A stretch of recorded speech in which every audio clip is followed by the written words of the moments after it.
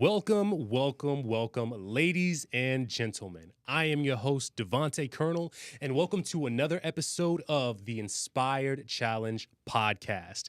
We are here after not being here for a good little bit, and I'm excited because, as you can see, the setting is slightly different than normal, and my guest is a guest of a different breed today. And so today's going to be amazing. So, gentlemen, would you please introduce yourself, name, age, what you do for work, hobbies, and relationship status? Yeah. So my name is Demetric Curry, age 42. I am the owner of Lighthouse for Health and Wellness and Push Perfect, both LLCs. Married. I have one son right now, age 5, going on 6 in November. And then I have another son that's on the way actually right now, and he's due November 8th. As far as hobbies, Let's get some hand claps for that. I was real quick. hand claps for Darian. Yes, hand claps for the new baby boy coming in.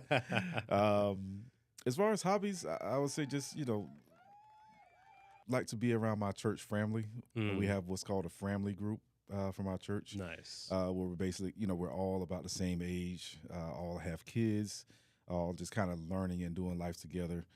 So, of course, when you have a lot of kids, there's a lot of birthday parties, which just came from one this past weekend for some twins. Oh, man. That was a great party to go to and see these, 1-year-old twins who are, growing up before our eyes. Feel like they just got here. Now they're already 1 year old. So Yeah. can't wait for Darian to get here and see how he progresses and that 1 year birthday for him. So, like to hang out with the family group, hang out with a lot of my friends. Me and my wife like to travel, go and see new things, go and experience new parts of the world. But then we also just like to sit at home and chill and work on our business and work on the things that, God has placed into our hearts and things that we do that we've been working on. So just doing, a lot of different things. You got a 5-year-old, so you got to constantly be on for him and making sure he's good to go because he gets bored very quickly, which means you gotta be ready to go and play. Let him roll on your back or jump on your back or whatever games that he wants to play. So it's a lot of that right now. Man, that's awesome. So I want to, you right now, I mean, from the description of everything, this it sounds like you're where so many men want to be. You've got the wife, you've got a couple of businesses, you've got kid and a second kid on the way, my man. So, but I want to let's take this and rewind it kind of back to your origin story, and I want to see where you come from, what it was like for you growing up, and what exactly shaped you to be the man that you are today, and what are some ways in which you're continuing what your parents gave you, or discontinuing some of them. Yeah. So my origin story, goes back to a little town called Lake City, Florida, which is north of Gainesville, right where I-75 and I-10 meet. We're pretty much at that X mark. That's where Lake City is. So growing up there, small towns feel, country life. Everybody knows everybody. Everybody knows the Curry family. So being able to be around town and, everybody knows you. Lived there for my very early years, probably up to about 5. And then my mom moved us down to Orlando, more specifically the Oviedo area. And living in the Oviedo area, I lived there for a good portion of time. And then Eatonville and small towns, like if anybody knows Oviedo, what Oviedo now is not what it was when I lived there. Oviedo, when I lived there, back in like the very late 80s, early 90s, was like 2 or 3 stoplights. It was a middle school, elementary school, and then a high school. It was not much there. What it is now is the complete opposite of what I had. So we grew up there, and just kind of did life, and when you're young like that, you're just kind of going about your normal everyday things or whatnot. It wasn't until I would say I got to my 12, 13, got into my teens is where a lot of life lessons started to come into play. Mm. Um, learning about my mom more, and then my stepfather that I Mhm. had at that time. Um, and then learning I had a dad. Like I remember Mm. asking my mom one day. I think I was probably like around 10 years old, and I was looking at my brothers, and I was like, "Why don't I look exactly like them? Why do I look a little Mm. bit, different? I have darker skin than they do." And that's when my stepfather took me out and told me that I had a biological father, um, and told me, kind of what the situation was, and Mhm. learning more about that. And then, when you're 10, you're like trying to somewhat rationalize it, but you don't Mhm. really understand it completely yet. And that's where getting to age 12 and 13, and when I met my dad, who lived in Lake City, um, not knowing I had been around him several times when I was like just younger, when I was in my, one, Oh, two, 3 years wow. old. I was around with his sisters, my aunts, and things like that. Um, but then, when you're, 12 going into 13, and then that you're actually getting a chance to meet Mhm. him and actually know him and have conversations, um, and realizing, who he is, and realizing when I saw him, I remember I saw him for the first time, and I was like, he looks exactly like me. Like we are Whoa. like mirrors of each other. He's And this was taller than me. before you knew that he was your father? No, Or this I found out he was. This is when I Okay. first like met him. Like as far as Mhm. becoming older and being able to actually meet him and Okay. talk to him. Um, so met him around I think about age 12, going into 13. Still hadn't moved back to Lake City just yet. Mm. Was still living in Orlando area, and then met him. And the way it's kind of funny the way it happened. Um, I remember I was with my uncle, and we were driving down the road, and he saw a truck passing by, and he was like, "Hey, I think that's your dad right there." So then I jump out the car and I run up to the truck, and I literally asked, "Hey, are you my dad?" And it wasn't. It was actually his brother, my uncle Fabian. And he's like, "No, I'm not your dad, but I can call him and have him come over here and meet you." So he called him up on the radio.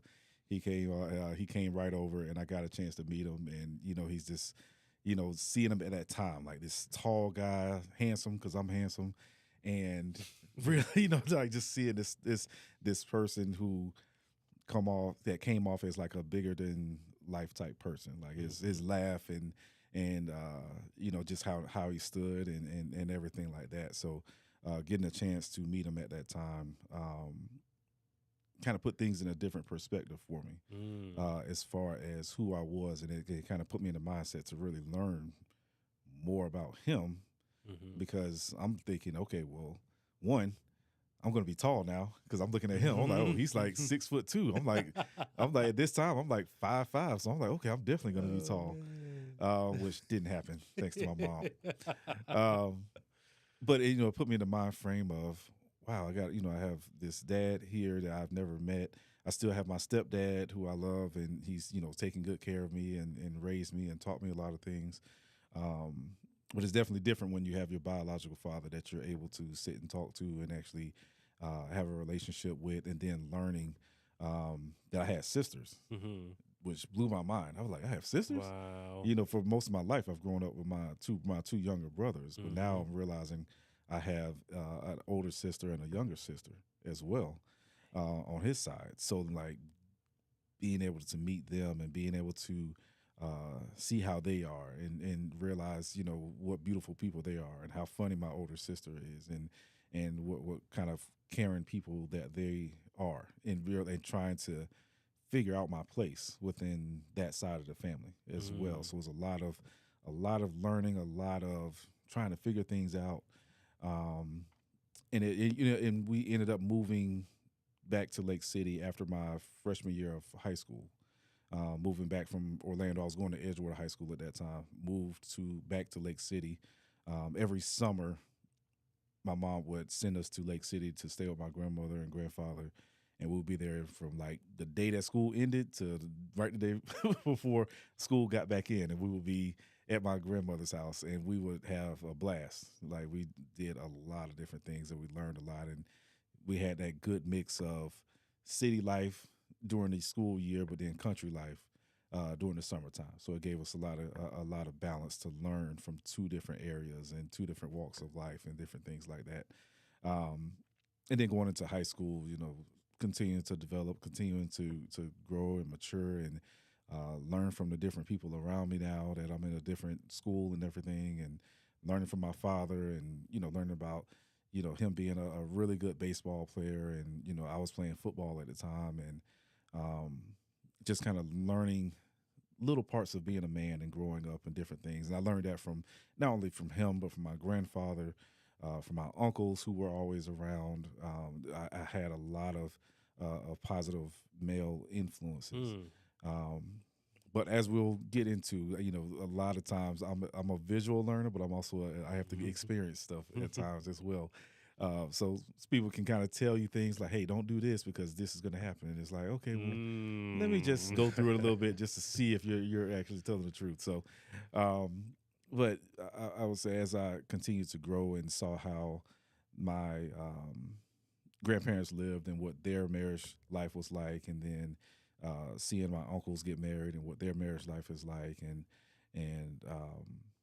seeing my mom go through a divorce and moving us back to Mm. Lake City and seeing what that was like for her, gave me more insight to when I would ultimately get married and what my marriage life would be like, and the positive things that you want to take and the negative things that you didn't want to take in, um, breaking generational curses and different things like that. So those things really helped me to develop into who I am today.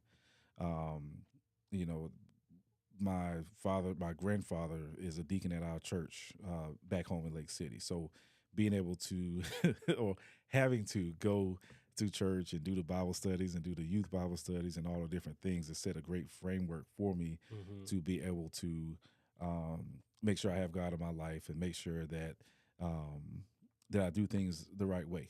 And um, I remember, it was a lot of times we didn't want to do certain things, but then you realize as you get older why you're doing it and why it was Mhm. important, and how that helps set you up and how you fall back on the lessons learned as you grew up.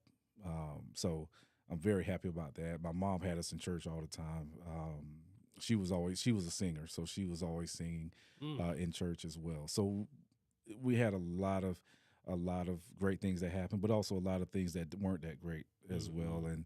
And but you take those life lessons and you take those and you build your life, but you also make sure you have your life centered on God, so that way you can have a good foundation and to work off of. So my life, growing up was great.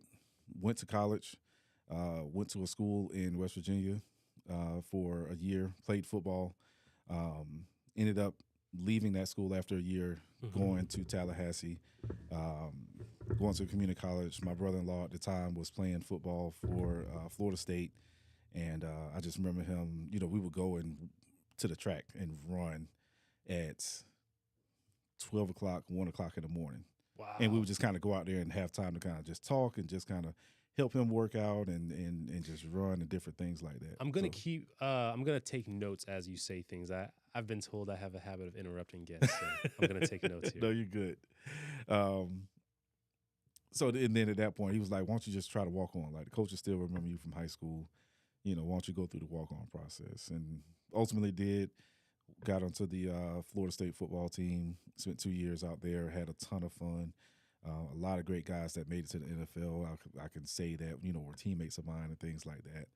Mm. Um, and then after college, go to New Jersey and live life and see what life is like in a completely different state and a completely different atmosphere, and learn a lot about myself, both good and bad. And then ultimately come back to Florida because Florida's much warmer and you don't have to deal with snow and digging Mhm. yourself out Bump all from the that. blizzards. Yeah.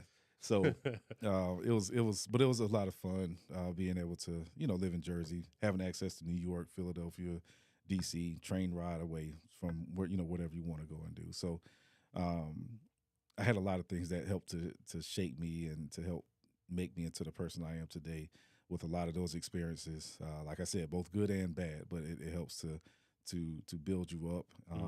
If it doesn't break you, it's going to build you up and it's going to make you stronger. So a lot of those experiences helped me to what I do now. And actually living in New Jersey, that's how I got into. That's when I first had my personal training job. Started up with the idea of it in the off season of football. I would go and do work study. Since I wasn't on scholarship, I was a walk on, so I wasn't on scholarships. Not like it is today, where NIL and all that stuff. But I would go and train the women's track team and softball team during the off season in the with our strength and conditioning department, and that's how I kind of got introduced to personal training and training in general, and just fell in love with it. And it took that to New Jersey, became a personal trainer, then a general manager.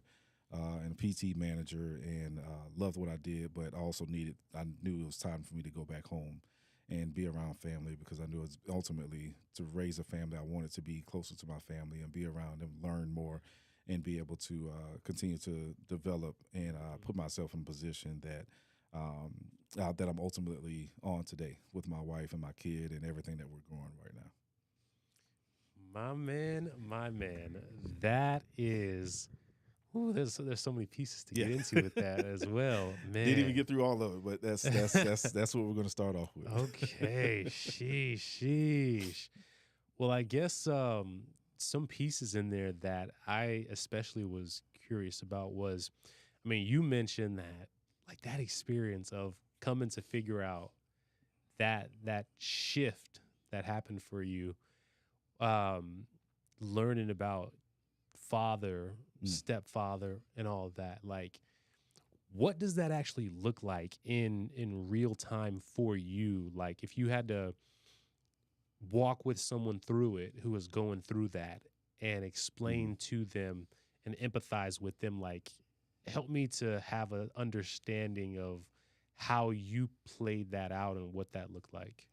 I would say that it's if I'm helping somebody through it and kind of helping them to walk through what that situation is going to look like, I would tell them that to keep an open mind, and understand that there's going to be some confusion, depending on what age you are and different things like that. Like I said, that for me, that was age around 10, between 10 to 12, when that whole thing started to get pieced together. But I would say, understand that there's going to be some confusion, because you're trying to figure it out, especially if you're at a young age. You're trying to figure out, okay, what this actually is. The person that you thought was your father is not your biological father. They are your father, but they're not your biological father. And understanding that you can have multiple fathers, you can have multiple father figures in your life. My uncles were father figures in my life. When my mom and my stepfather separated, my uncles were always around, and they were there, and we would go and hang out with them. So I had additional father figures around. But just understanding that there is going to be confusion, there is going to be a lot of questions, there is going to be a lot of things that you need to get answered. You're not going to have all the answers immediately, but be open to discussions. Hopefully, whoever that other person is, whoever that parent is on the opposite side, is open and transparent with them, and are willing to have those kind of discussions with them and let them know, okay, this is what happened, this is how everything came about. My mom was great about letting me know, how things kind of transpired and whatnot. My father was too, like, talking to me about, what things were going on or whatnot, and realizing, like, I had time with my aunts previously, like when I was younger. When I was a child, they would come and pick me up, and I would go and hang out. When I met them, I didn't, I didn't really know them like that until I developed that relationship with them. But, finding out some years ago, like, oh yeah, we used to come and pick you up, and you would come hang out at the house, and I would spend time with my grandmother, my dad's mom, and realize that there was a relationship that I had previously with them, and I was connected to them. But then, of course, when we moved from Lake City down to Orlando, that it wasn't the case as much anymore. As far as the time, like what happened in between that time, like why wasn't there any additional visits, like going back and keeping that up? Like those are things that we had to continue to talk about and figure out over time. So as far as helping out that other person, let them know like this is going to be confusing. There's going to be a lot of questions. Don't expect to get all questions answered. You're always going to have additional questions as you get older and trying to figure things out. But hopefully, if that parent is transparent and willing to talk about those experiences, talk about what happened, and understanding, we all make decisions a certain way for a reason, whether it be good decisions or bad decisions. Decisions happen for a reason. Um, it doesn't make you any less of a child, or make you less of a of anything of a person, because that parent may have not have been around at that time or whatnot. It just might have been the situation where it was best to be separate and then come back at a later age, and that's where you kind of have to get some understanding at that point. And that was going to be the next thing I wanted to ask about, was in terms of the sense of self-worth and identity and Mm, things like that. Where would you say, from between the beginning of it to learning about it mm. and to how it impacts who you are today and how you walk today, how would you identify those different stages of how it impacted your identity, Mm. and if it did in any positive or negative way at all? Yeah, I think when things were first kind of coming about, it was just trying to figure out, is this real? Is this what is this? Like, Mm, so that's not my dad, but you're my dad, and we definitely look alike, mm, and we definitely have a lot of the same mannerisms. So where were you? So you're trying to figure out, okay, well, why was this the case? Why did this happen? What was the situation? That's usually the first stage. And then the second stage for me was more of trying to find my place, because now I'm meeting a whole different side of the family that I've not known, not known my sisters, not known my dad, as far as the relationship that a father son would typically have at that point.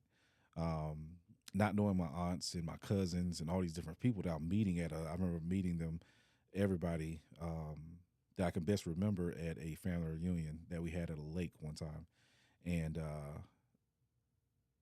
feeling, going into it like, I don't know what to expect. I don't know what's going to happen. Are they mm, going to like me? Are they not going to like me? Am I the black sheep of the family? Like, you're just trying to find your footing and your placement, and find acceptance. And of course, that my family was happy to see me, and open me, welcome me with open arms, and everything was great. But even in that moment, you're still trying to find your footing and everything. And I remember we took a family photo, and it was um, my dad, my stepmom, my two sisters, and me. And that was like the first family photo that I've taken outside of my mom and my brothers and everybody. It's man. like trying to figure out that. Like, you see that photo. I remember, I know, I when I go to my dad's house and I see that photo, it's still Mm, awkward to see at times, because it's like, this is our first family photo, yeah. not from when we were younger or anything. But this is, I think I was age 14 at that time, and it was like the first family photo with them. And I'm like, man, this is happening at 14 when I go Mhm. back and look at it. Um, and then there's always some anger, because you're like, I missed a lot. I Mm. missed growing up with my sisters. Like, I love my brothers, but I always wish I had sisters as well. I always wanted to have both sides. I always wanted to defend my sister's honor if a guy Mhm. does something to her or disrespects her or Oh, something like you that. wanted So that, man? so Oh, I, man. yeah, I wanted to smoke. I wanted to smoke for my sisters. So um not having that um at that time, or missing my younger sister, growing up, and seeing her, and as as we went, I was around my sisters often. As when I moved up there, I would go over to the house and see them and hang out. And my dad was, when I moved to Lake City and I was playing sports, and whatever I did, he was there for it. Like, he was there for he would be at practice, he would just pop up and just be at practice all of a sudden. Yeah, we would every game he was at everything that we did, both for myself and for my sisters. So Wow. he was a very present father. So it was always kind of confusing. Like, man, why didn't I have that during that time? But then you also realize times was a little bit different. And then with my mom being married and my stepfather growing up as my father, like it was, you didn't want to you didn't want to cause any friction between the two of them if he's coming to the things. And I was, it made me frustrated because then he missed out on some of those, Pee Wee football games that I know he wished he would have been to. Yeah. And missed out on some of the football games in Eatonville and a lot of those different things that I know he would have enjoyed. So I can now I see why he was at everything once I moved up there, because now it's his time to be able to enjoy that and be able to be there for all of those events and be there and catch up, catch up on things that he's missed and everything. And then the next phases of it is just learning about family, like learning about the family, learning about the dynamics of the family, learning about my different cousins, my different aunts, and my grandmother, and developing those relationships and developing who I am in the family, who I'm seen as, and what things can I bring to the table for the family, what things can I help the family with or anything, which they don't need help, but it's like, you just want to be helpful. You just want to be able to be there and assist and do whatever you can. Yeah.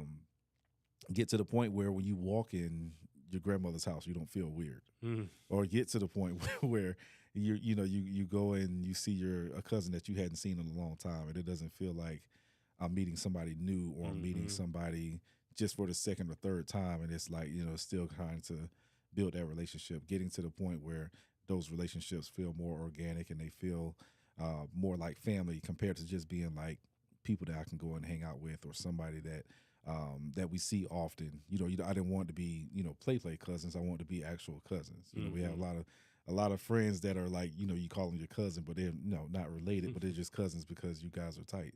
And I wanted to make sure that I had actual family and actual cousins and had built those relationships and different things like that. So that's a dynamic. That's a dynamic right there. I don't think a lot of people know when you call your friend's cousin, hey cousin, hey cousin, cousins, brothers, like and that's something I even do to today. One of my best friends, some of my best friends, like they're known as to my son as Uncle Stu, Uncle Winton, Uncle Dante, or Uncle whoever. Like they're known as their uncle, not necessarily as this is Mr.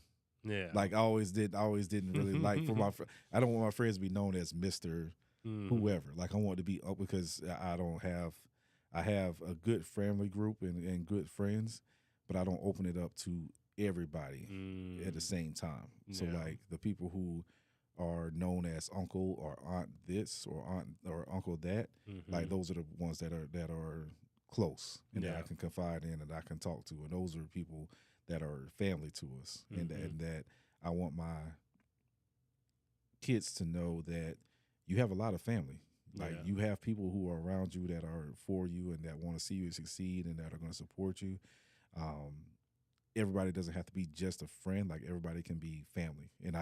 And some of these people are Dominican, Puerto Rican, white, black, like all different kind of nationalities. Brazilian, like we have a lot of people who are involved in our lives and that we call family. And that's who they're known as uncles and aunts, and because they're just an extended family for us, along with their actual aunts and uncles and cousins and different things like that as well. Yeah, man. I feel it. I can definitely remember kind of coming up in that thing, and I had some white aunts and uncles. And I'm like, wait a second, we don't look nothing alike. But now as an older person, being able to understand that, difference in there. So you had mentioned that there were some other pieces too, but I want to allow you to be able to take from the time of you going to, it was Jersey, right? And being able to start in and get your first bit with the softball coaching and the what was the other one? It was softball and Women's track. women's track, Mm. and then that kind of being your unlock into it. Mm.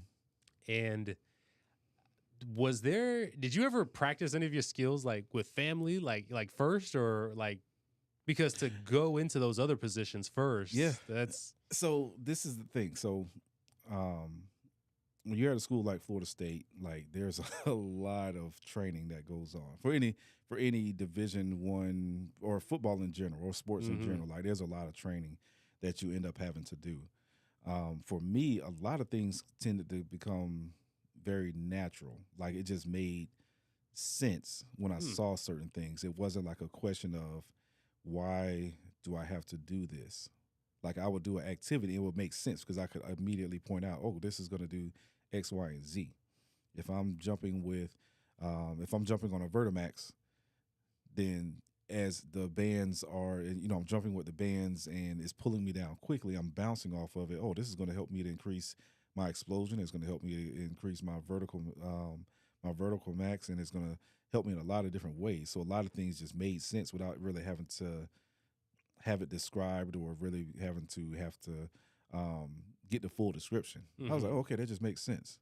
And then the way that even though I train today, like I don't write out a full, for people that I train in person, I don't write like a full script of activities mm-hmm. necessarily. Like I train based off of the feeling that the person has that day or the energy that they're bringing. Sometimes I got to bring that energy out of them. Mm-hmm. So if somebody comes in with a lot of stress, they had a bad day at work, the boss, made them upset, or the kids are tore up the house, or whatever the case may be. You're kind of coming in with a lot of stress.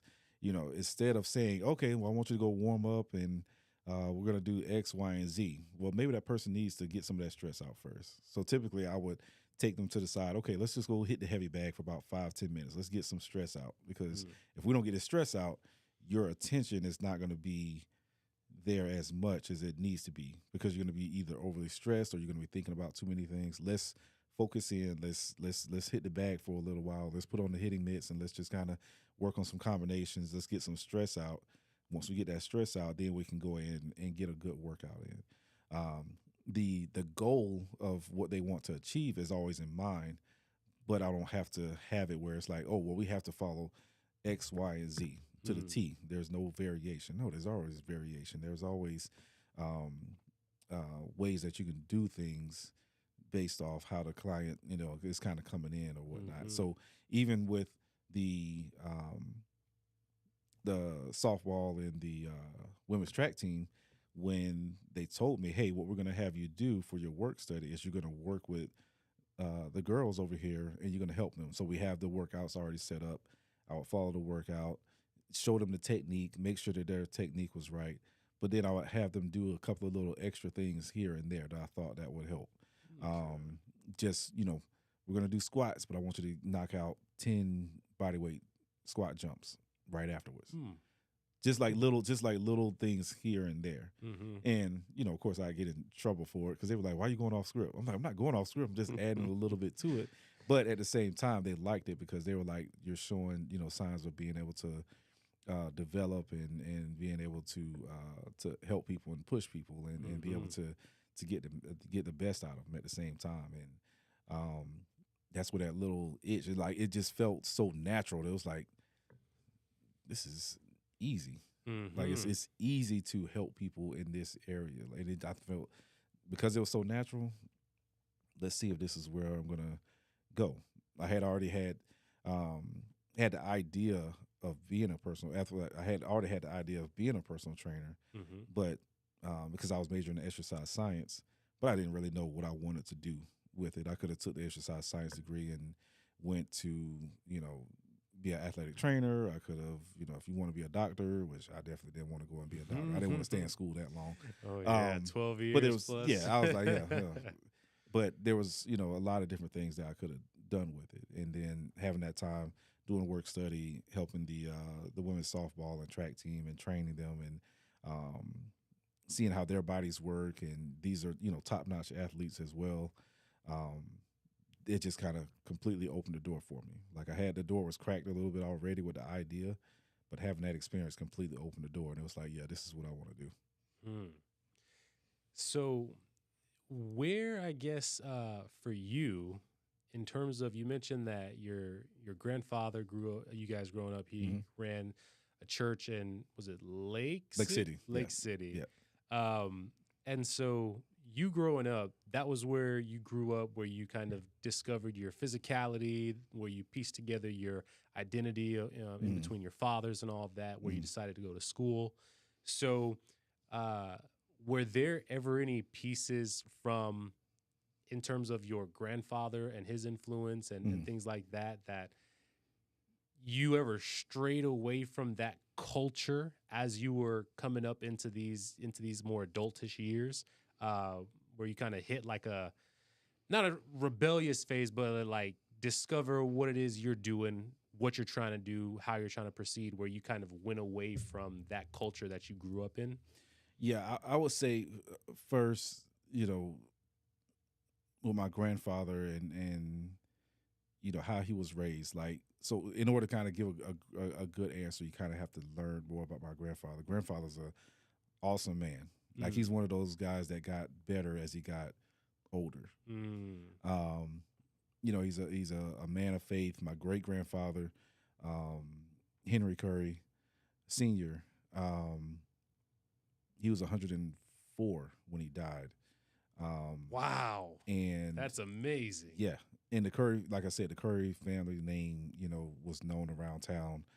Everybody knew my grandfather. Everybody knew my great grandfather. My great grandfather was a farmer. He had tons of land, cattle, corn, peat, like all the kind of stuff. So we would go out in the field during the summer and, you know, get a lot of that stuff. We would be out there with the cane. We'd be out there with the corn. We'd be out there Man. peas, and like we would do all of that kind of stuff. Genuine So farming. yes, so we grew up, driving tractors and all those things. So having that side of us, but also having the Orlando side and the more city Mhm. side, helped us to find a good balance.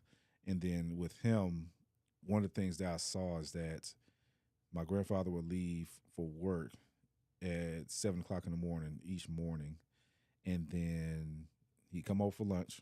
My grandmother would make him lunch. He would eat lunch, go back to work, get home about 4:30, and then he would be in his garage working on cars. He was a mechanic, and he would be in his garage, and he would be out there till like sometimes 11 at night.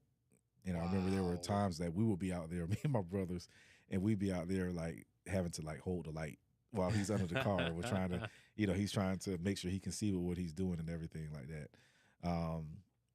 So we had a lot of those times where we saw how hard he worked, for his family and how hard Mhm. he worked. But I think he did that also um, with having that, and then at a detriment, he ended up, his relationship with my grandmother may not have been the greatest as far as what Mm. I would want with my wife, as Mhm. far as having great times together, being able to laugh and talk, and having spending a lot of quality time together, Mm. compared to just kind of um, working your regular job, come home, eat, do your other job, Mhm. working in the garage and different things. So his work ethic was amazing because he did that for like the longest period of time. Even to Yeah. now, he's 83. Yeah, he's 83 now, Mm. and he still has the same work ethic.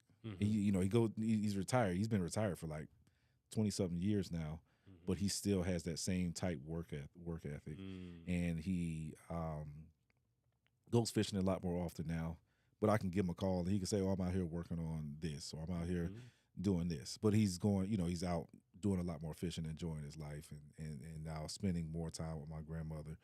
Um, but I would say some of the things that I've steered away from, especially from that perspective, is I wanted to have a great work ethic, but I wanted to make sure that I spent plenty of time with my wife and spent plenty of time with the kids, Mm. making sure that um, when they have events going on that I'm there for it. And he was there for he was there for events as well. Mm-hmm. But I felt like he did so much that he missed out on different opportunities in life that he could have really probably enjoyed a bit more. And his life was so structured. It was, he would work. The only early days he had was Tuesday when he would do Bible study. And he would go and leave Bible study. He would come home from work, change clothes, go out to Deacon Urban's house, and he would be out there for a couple of hours before Bible study actually happened at 7. So he was going. So he would come home, and that was like his thing. He would do come home, change, and then go to study for Bible study, and then go to Bible study, and then come home, and then that would be his only early day was on Tuesday, and then Sunday was always his off day. So that's the time he would, typically have for downtime or whatnot. Yeah. But I felt like he did so much, and he enjoyed having family around. But it's like he always wanted to work to make sure he could keep the things that he had available to everybody, and that's where it's like that. I want to have that good balance. I want to have his work ethic, but I also want to make sure that I have plenty of time for my family and my kids, and that if they need me for anything, I can drop it and drop what I'm doing and go do something with them, compared to just kind of working. And that's what the difference when you're when you work with your hands compared to different ways that we work now. Was there ever an element of whether it was something to do with, and this is, of course, not to besmirch Papa Curry whatsoever.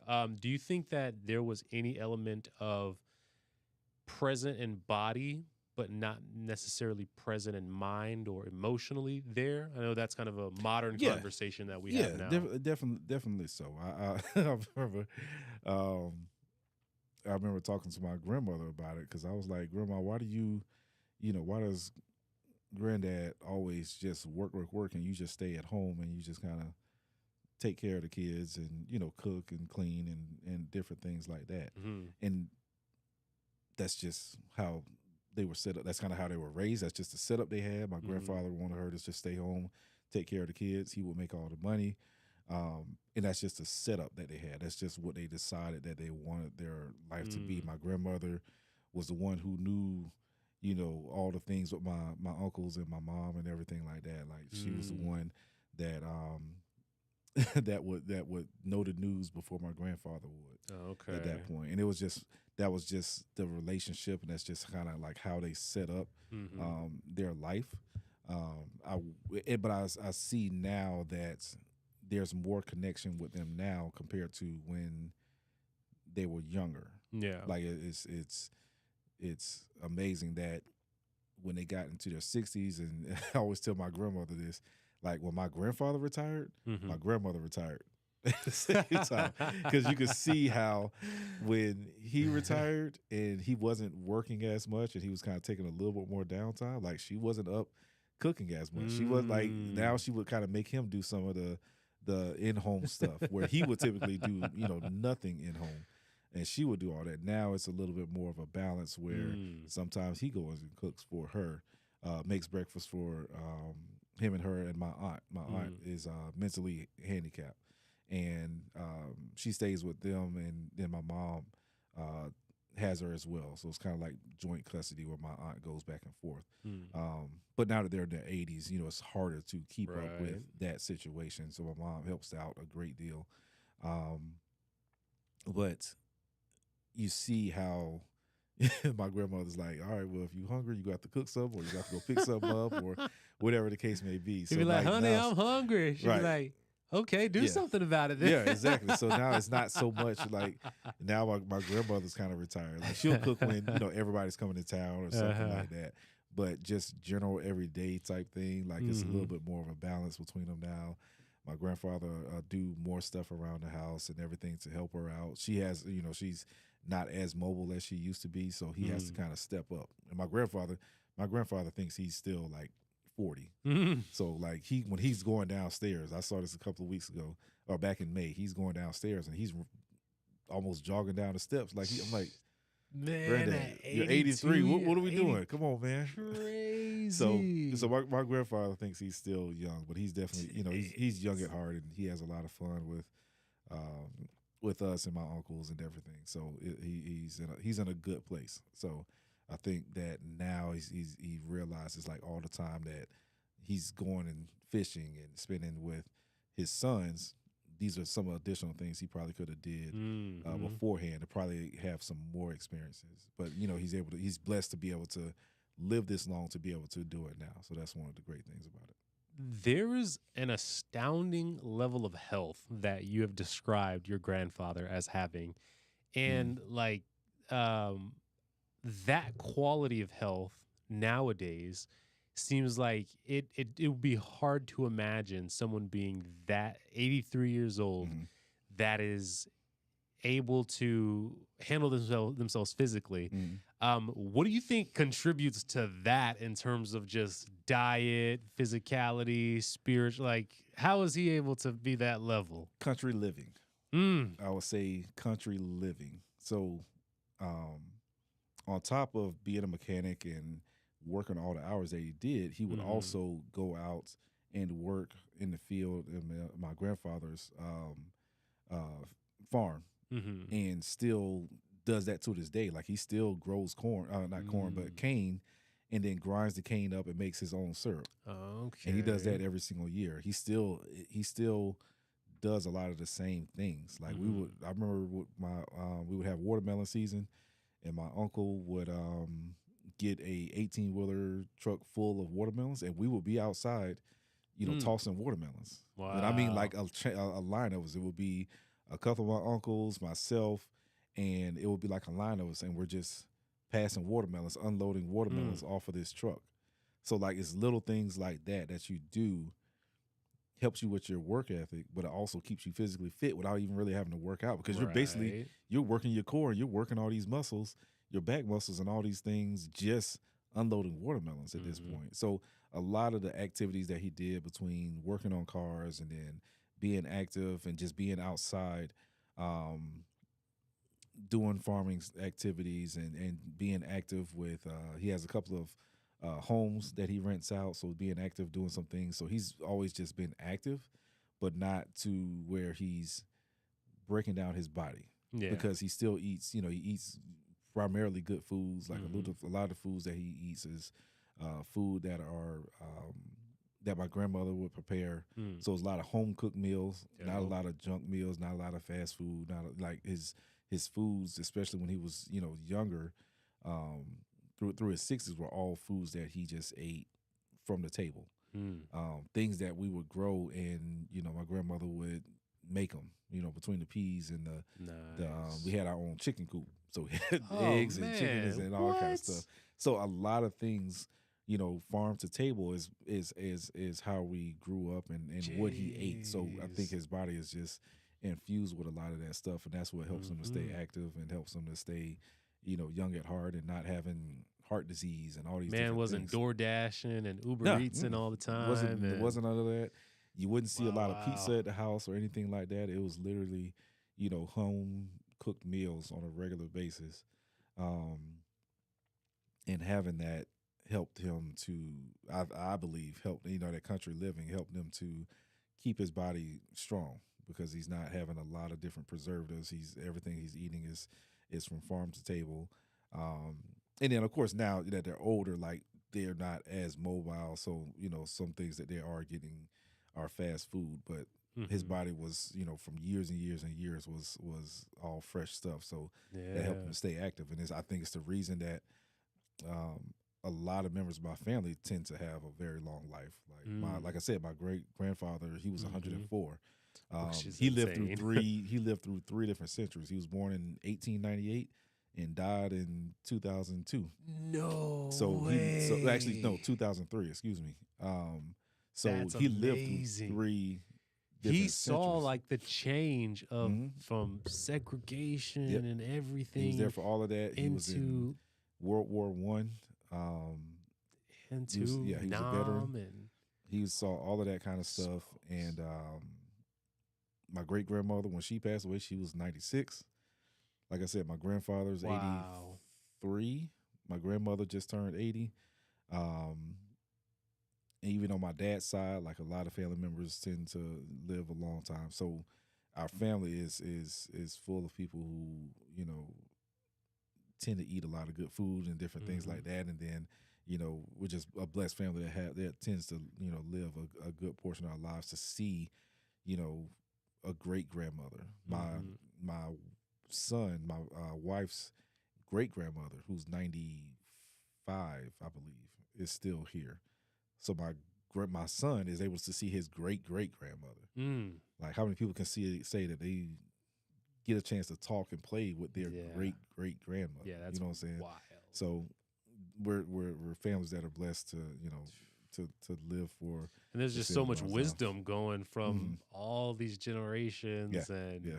perspective to be able to have that is going to be so valuable to them not being like in that box. A lot of people that live in a box, either staying in a particular area Hmm. or growing up with like the closest 5 family members that they've ever known, but to be Hmm. able to have that generational thing. Yeah. I used to work at Cracker Barrel for a time, Hmm. and I thought that was the coolest thing to see 4 or 5 generations of a family all coming together from, granny in the wheelchair, like moving Hmm. around, Hmm. and then everything down Yeah. to the doggone 3-year-old in pigtails. Right. That was the Right. coolest thing. And you Right. guys got that going on. Right. Man, Exactly. So man, man. it's great. Like, you know, my grandparents are great grandparents, and um, God willing, they see, you know, their grandson Darian, and they have another great grandchild that comes about, and being able to see the family dynamics and how Mm-hmm. impactful, you know, the lives that we lead impact us from generations and everything, and seeing how when two people meet, what it turns into years and years and years later. We see Mm-hmm. all the different family members and Yeah. nieces and nephews and the grandkids and great grandkids and all these different things. So it's always amazing um, for me to say that, you know, my grandparents are here, my wife's grandparents are here, we have great grandparents. Like, it's always amazing and blessing to have that. So I guess now I am curious because I know that in your business efforts, Mm-hmm. your wife is half of that whole equation, Mm-hmm. like approximately or exactly half, right? Like Mm-hmm. you guys do the push perfect, y'all develop that together, and then but that no, Lighthouse. lighthouse Yeah. is the one. Mm-hmm. So I'm very curious because she's your ultimate business partner, but Mm-hmm. before business partner, y'all got together. So I'm curious Mm-hmm. about that story of how y'all met, qualified each other, Mm-hmm.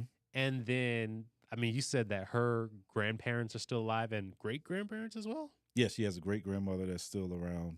That is She crazy. has her grandmother on her dad's side that's still here, and then her grandparents on her mom's side Hmm. that are still here. Her grandfather and grandmother, Awesome.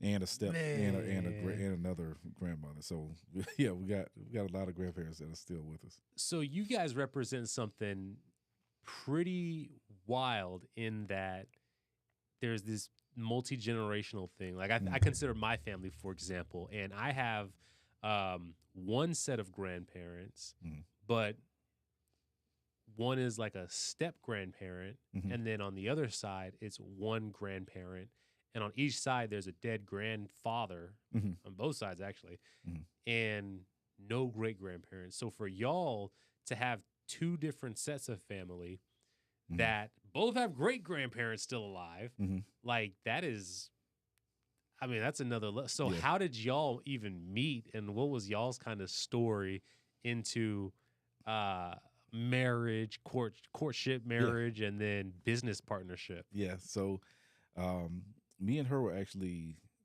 set up. Um, Her cousin, I worked with when I was in corrections. When I Uh-huh. had moved back to Lake City, I got into corrections because Lake City doesn't have a lot of different things going on. So it's pretty much like school board, corrections, or, you know. So you kind of get in where you fit in at that point. Um, and I knew at that time I was not going to make the kind of money I was making in New Jersey, being able to charge the Mm. rates I was charging in New Jersey down to Lake City. Um, So her cousin worked with me at what was called CCA, Lake City Correctional Facility, um, and she just, I had I had been asking her cousin, Mm-hmm. "Hey, I know you got some friends. Can you hook me up with one of your friends?" And she would always tell me no. She was like, "No, you don't want any of my friends. My friends are not good for you." I'm like, all right, okay, What? fine, all right. I guess no hookup, fine. So, Yeah. um, so then randomly one day in a it was a random June 2014. Actually, no, late May 2014. Um, she gave me a call. She was like, "Hey, are you dating anybody?" I was like, "No, why?" Mm. She was like, "I think I got somebody for you." I was like, "Oh, now you gonna hook me up with one of your friends?" She was like, "No, it's not my friend. It's a cousin." I'm like, "A cousin?" And So real quick, yeah, it sounds like this was your friend, right? yeah, she was a friend. Yeah, she was a friend of mine. Yeah, she was. We So were friends at it working together. sounds like your friend was like she actually cared about you as a person enough to be able to like She did. qualify Yeah, the actual decent like I'm a little bit curious in terms of how y'all got into friendship to where she's like actually setting you up, teeing you up for yeah. a good woman and all that. So I met her when we were going through the academy Hmm. for corrections, Okay. and then I ended up having to hold back and not go to the same class that she was in. Um, I ended up having to wait until the next class Hmm. because they needed me to stay at the facility at that point. So she went ahead and went to the academy, and I met her just the day we were going to do the mile and a half run. Hmm. Um, I was just I was still top notch athlete. I was Mm-hmm. like 20, 28. Mm-hmm. So of course I finished first out of everybody, and I just kind of went back and was kind of encouraging other people, and she was one of the people, and just kind of started talking to her and just kind of knowing more about her and different things Mm-hmm. like that. Um, and we just would laugh and joke, like we just always had jokes for each other or whatnot. Mm-hmm. So we then she went to the academy, finished the academy, then I went to the academy, and then she was at the facility. Mm. Um, and then we just kind of kept up with each other as far as seeing each other at the facility and say what's up and talk for a little bit and everything like that. Mm-hmm. Um, and then it just kind of ran. It was just more random. Mm-hmm. Nothing too big or anything like Okay. that. It was just more of a just. I thought she was cool. She thought I was cool. We just kind of would talk, like Mm-hmm. talk and chop it up a little bit. Um, And how did she know that, oh, you like this person wouldn't be good for you? Like, was there an exchange of like value sets and things that she was able to gauge, like what type of woman would be mhm. good for you or not? No, I think she just knew my personality and she knew her Mm. friends, and she was like, "That's not going to work." And I think Okay. she was just like, because she was like, "If it don't work out, I don't want to hear your mouth. If it don't work out, so I'd rather not even put you in that position because like I said, I know my friends. They're not gonna be good for you. They gonna want to try to Mm. run you and all this other stuff." And I was like, "Yeah, it's Oh not gonna work man. out." So she was looking out for me. She was looking Okay. out for just best interest, and she didn't want to hear me complaining about that Mm-hmm. situation if it didn't work out or how they were acting, and she just didn't want to be involved. Um, but when it came to her cousin, my now wife, Mm-hmm. she knew the good heart that she had, and she knew that she was into fitness because she was big Mm. into doing CrossFit at that time, so she was very physically active. um, and she said she could see a lot of the same values that I had in myself in her Okay. as well, and she just thought that would be a good pairing, just to hang Hmm. out, just to see what happens. Yeah. So when she gave me that call and she was like, "Hey, are you dating anybody or anything like that?" And I was like, "No, I don't, not dating anybody." Mm-hmm. She was like, "I think I got somebody I want you to meet." And she was like, "It's my cousin. Her name's Shakara. She's a pharmacist. Um, I'm gonna send you a picture of her. I'll send you her number. Just hit her up. Mm-hmm. See if you guys, want to meet up or whatever." So I was like, "Okay, cool." So she sent me the number. I texted her, said, Mm. "Hey, this is Demetric. Your cousin. Crystal gave me your number. She told me that Mm. we should meet up. Chat one time or whatever." And she was like, "Okay, cool. We can do that. Where do you want to meet?" I was like, "I can come. Where you're at." Well, she lived in Gainesville at that time. And How far of a travel was that for you? it was like 35, 40 Oh, minutes. okay. Not Yeah, too, not not bad at not all. bad, Yeah. no. And she was like, okay, cool. We can, meet over here if you want to. And she was like, let's meet somewhere out in the open. I was like, no problem. Fair. And at that time, her favorite restaurant was Miller's Ale House. Okay. Wow. So now that is our restaurant. Like anytime we go to Miller's Ale House, it just has a special meaning to it because of I have a our buddy first time like meeting. that. He met his now wife. He didn't meet her there, but his favorite spot was Chipotle, and Okay. he proposed to her at Chipotle, and I they wasn't had gonna do that. Wasn't gonna do that. You're not proposing at the Miller's Ale House? Not gonna do that one. But I respect it. But I'm not gonna do that one. Yeah. But so similarly, they have a special meeting Yeah. at Chipotle now. So when we when we first met, it was the coolest experience because we talked like we had known each other for years and we were just catching up, like after not seeing each other for some years. Mm-hmm. And it just felt like the most organic start to a relationship I had ever had at that point. And she would later on tell me, "Oh, you almost didn't make it to the second date." I was like, Yo, what? I was like, how did I not? Why? I was like, how did I not almost make it to the second date? And she was like, oh, it was because of your shoes. My shoes? Crazy. The shoe game. I will make a confession. My shoe game was not the greatest. Oh no. My style was not the greatest. Oh no. Like I'm gonna tell myself, but it's okay. Because I don't live like this now. But I would like when I was going to school, even when I was playing football, like I would just wear, athletic gear or whatever on a regular basis because that's what I'm so used to being in. It was like kind of like my uniform. Yeah. So if it wasn't that, it was like cut off sleeve shirts with shorts or whatever the case may be. So so at that time, my brother-in-law gave me a bunch of old stuff that he had or whatever. He's now playing in the NFL, so he had a bunch of just old stuff. So I just grabbed some shoes.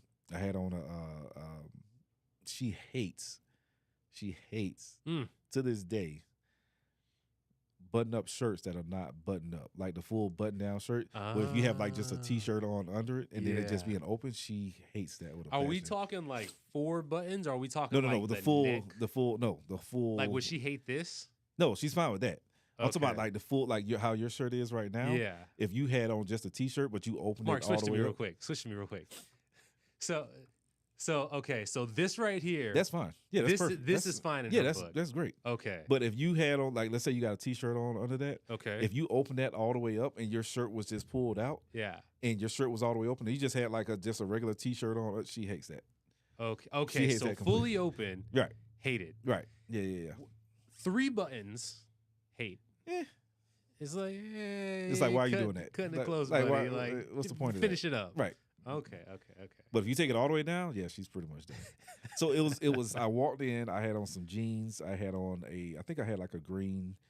I think I had a green short sleeve polo shirt, or not polo shirt, but button down shirt. And I think I had on like a t-shirt under it, and then I had on these blue and white boots. Don't know why I put that on. To this day, I don't know why. I think whatever was in me, I was like, I don't really have, because I was working in corrections. I was always wearing a uniform.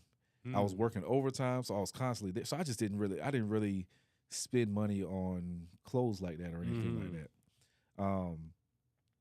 So it just didn't really matter to me that much. Like I would still find dates and girls without it. So I'm like, well, no big deal. Now it makes a difference because now you're an adult compared to being in college or anything like that. So now you have to carry yourself as an adult. Man. So my shoe game, she said she looked at my shoes and she was like, this isn't going to work. And then she looked at me walking in with this shirt that was unbuttoned and all that, and she was like, this is not going to work. So okay, I understand. So ultimately, it may have come down to something of an issue of maybe maturity and Yeah. her gauge on where you Yeah. were at maturity Yeah. wise. Understand, like, Not necessarily maturity, more so just my presence. yeah, Like even though, as she says, I'm a very handsome and well built person, at the same time, your style can disrupt all of that kind of stuff. yeah, You know what I'm saying? So, and she's kind of a sneakerhead. So she likes nice sneakers and clean shoes and all those different things. And I didn't, because that wasn't a big thing for me. I didn't really pay attention to the it at that fact point. that that it wasn't lights out right there at Mhm. the game Mhm. means that she really liked you. She had Exactly. like a level 8, level Right. 9 level of interest. Right. Wow. Right.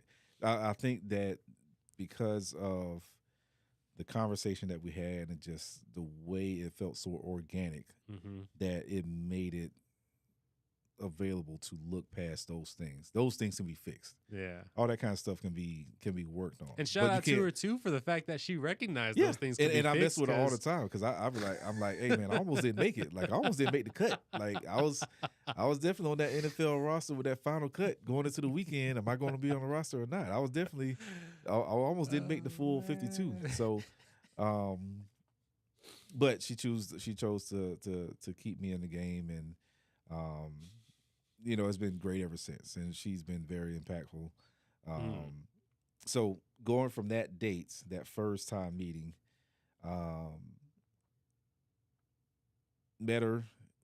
She was going to a festival, Essence Fest, over in New Orleans. And that same year, me and my brothers had just bought my mom. She was turning 50, so we bought her tickets to Essence Fest, paid for her hotel, paid for her flight, sent her a full, gave her a full trip to Essence Fest. Some of her friends went with her as well, so it was a big surprise that all this was going on.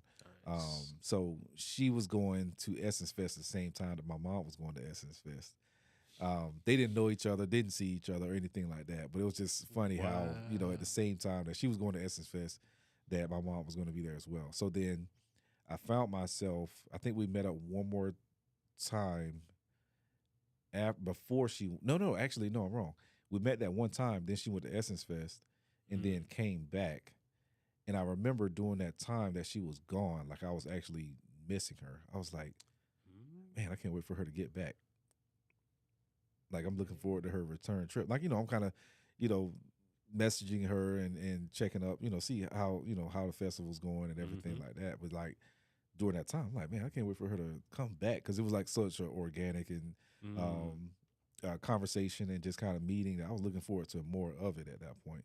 So then when she came back, we met up again at Ale House, and that's because she was getting off work that day. I think it was a Sunday. Also, I gotta say, just like the absolute rarity that it is of, she was sensible enough that she's like, okay, I need shoes and presents to mean something, but also sensible, but also simple enough that it's like, hey, Miller's Ale House is the spot I like to go exactly. to. Yep. Like that's such to the point that they knew her because she would go to that ale house on a regular basis. So they knew her by name when she walked in. That's like they knew her. They knew her order and everything. Like it was smoke. She was going known. 2-3 times a week. They knew her at that location, at that ale house on Archer Road.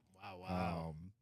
So being able to kind of go there and meet her there again, and we sat at the bar, and we were actually like kind of hugged up, sitting at the bar, just kind of talking and finding out how everything went. And we just ended up really enjoying each other's time. And then I asked her to be my girlfriend August 1st. And we went to Bonefish Grill. And now that's we changed it up finally. That's a more pricey, more official place right there. That's where you bring the lady to, the girl. Yes.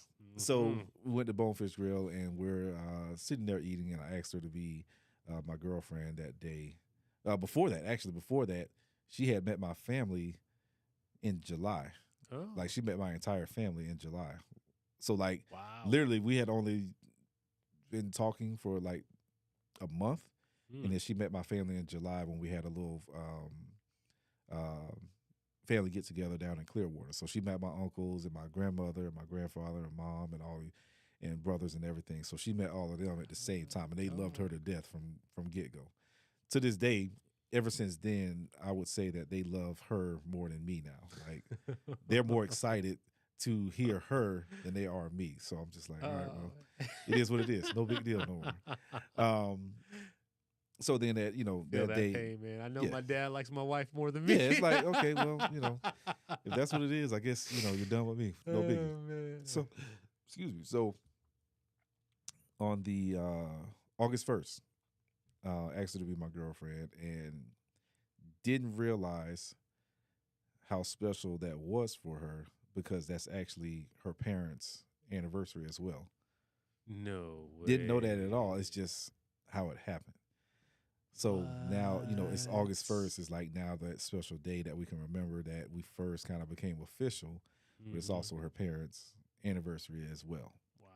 So it's like it's different things that kind of kept happening. It just kind of made it like, oh, this is definitely, who I'm supposed to be with. It's Wow, definitely like wow. where I'm supposed to be at right now. And then we ended up getting engaged December 2015. That was in 2014 when we became official. Got engaged December 2015. So my dad's side of the family, we have a Christmas party every year.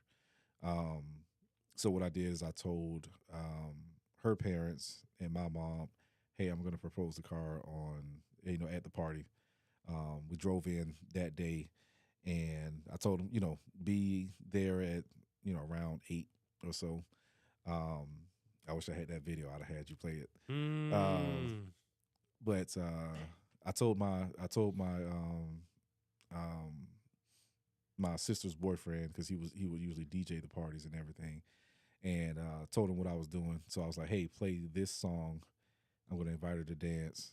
And I gave my dad the ring, and I was like, "Hey, when I'm dancing with her, just come bring the ring, just put it in my hand because I didn't want it in my pocket, just in case she Mm. felt it in my pocket or whatnot, just because it would probably be bulging a little bit." Um, so what ended up happening was that um, they're playing the song. Um, Girl, I love you. So we're playing that song, That was the and song. yeah, so we're playing that. We're playing that song, and her parents walk in. Her parents come in. I have her back to them, so they come up. They walk in, and my mom all come. So they're kind of walking up, behind it, and everybody's kind of standing up and getting behind us and everything. And then I told her, "Hey, I got a little surprise for you." Or whatnot. And she's asking me what. I was like, "You gotta look behind you. It's behind you." And she turns around and she sees her parents. So she's like, "Oh, my parents are here." So like while she's turned around, I get out on one knee, and then she turns back around, and I'm on one knee and propose to her. And then she says yes, thankfully, because that'd have been embarrassing if she said no. Um, so she says yes, and then she's like crying in my ear, and she's like talking, but I can't understand nothing she's saying. She's just like, At the same oh, time, I I was like, love baby. I'm like, what? She's like, "Oh, I'm so happy." Okay, all right.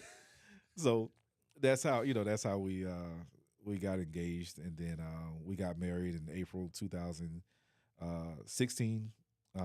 We were living together at the time, but we decided to. We were going to have a wedding ceremony, but decided to just go ahead and get married before then. So we got married in Mm. April 23rd, 2016. Got married, had that squared away, so that way while we're living together, we're in good shape. Mhm. That's just for our family values and what we wanted to make sure that we did. Um, so September 24th, 2016, we had the big wedding ceremony and everything. I'll say this. Side note, if you get married beforehand, don't do the additional big ceremony. Like it's not needed. It's a bunch of money that you don't need to spend. We like the debt that came from that was like Oh, unreasonable. Like just get married at the courthouse or have a very small ceremony with close family. That's what Get married that's and what my then wife and I did. Oh just yeah. just have a nice barbecue that everybody can come out to and hang Mm-hmm. out and celebrate, Yep. and then spend good money on your honeymoon. Mm-hmm. Enjoy that, and then go from there. That's the formula right there. My pops, he catered all the food. Mhm. We did it at our church. Paid my pastor $50. Yeah.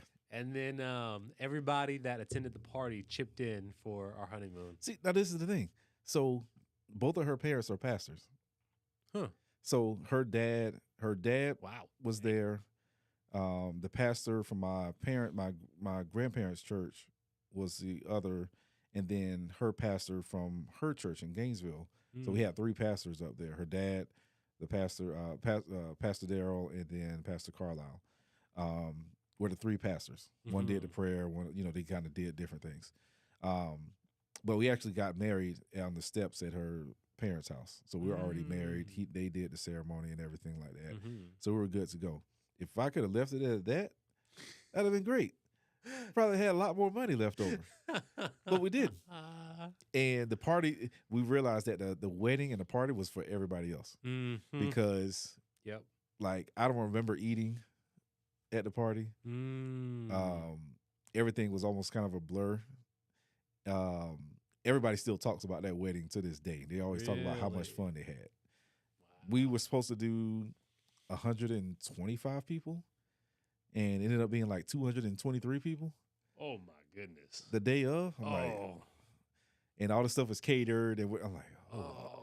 Man. And then even at the end of, we had so much beer and everything left over that I was just like passing stuff out to everybody. I'm like, don't get pulled over on the way home. Because with the family values, it's It's like, hey man, look, nobody's gonna be hyper indulgent, and yeah. So we paid for all that. It was like, this is a lot.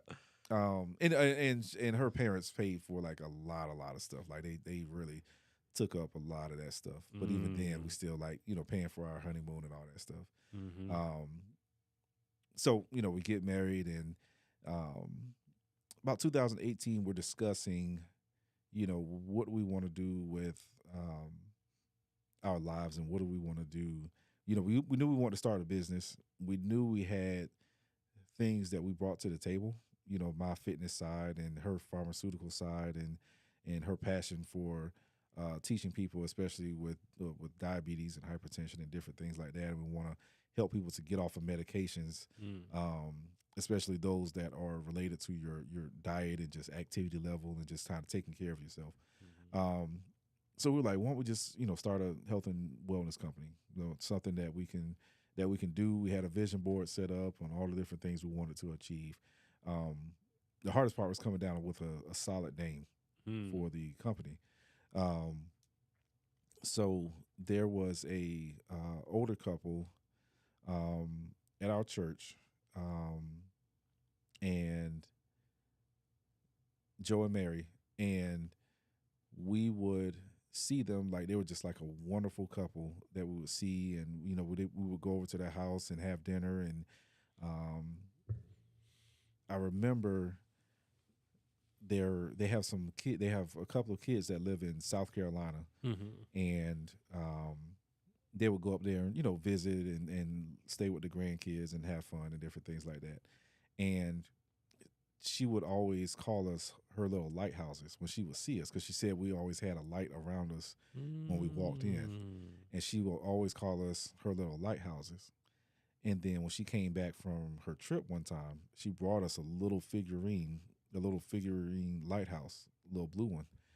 And during that time, we're still trying to figure out a name, and we're trying to, couldn't come up with a good name. And I remember we were sitting in our bedroom, and I remember looking at on the dresser and seeing that little figurine. I was like, what about Lighthouse? I was like, what if we go with like Lighthouse? We do Lighthouse for Health and Wellness. And we're like, it's perfect. I'm like, we've always been called lighthouses. People kind of gravitate to us. We can shine a light on health and wellness and trying to guide people. If you think about a ship coming in, and you need that lighthouse, because if you don't, that ship's going to crash into the rocks. So the lighthouse is key. It's essential for sailors to make sure that they're on the right path and make sure that they're going the right way and don't fall off or don't crash or anything like that. And it That's just so came so good. perfect that we decided to go with Lighthouse for health and wellness, and that's how we started the company. That's how we came up with the name. Um, and we know both were still working full time at that point. Um, and then we got some brand work done, and we're still trying to figure things out. Working full time, how much effort can you put into it? We were doing that along with like Beachbody.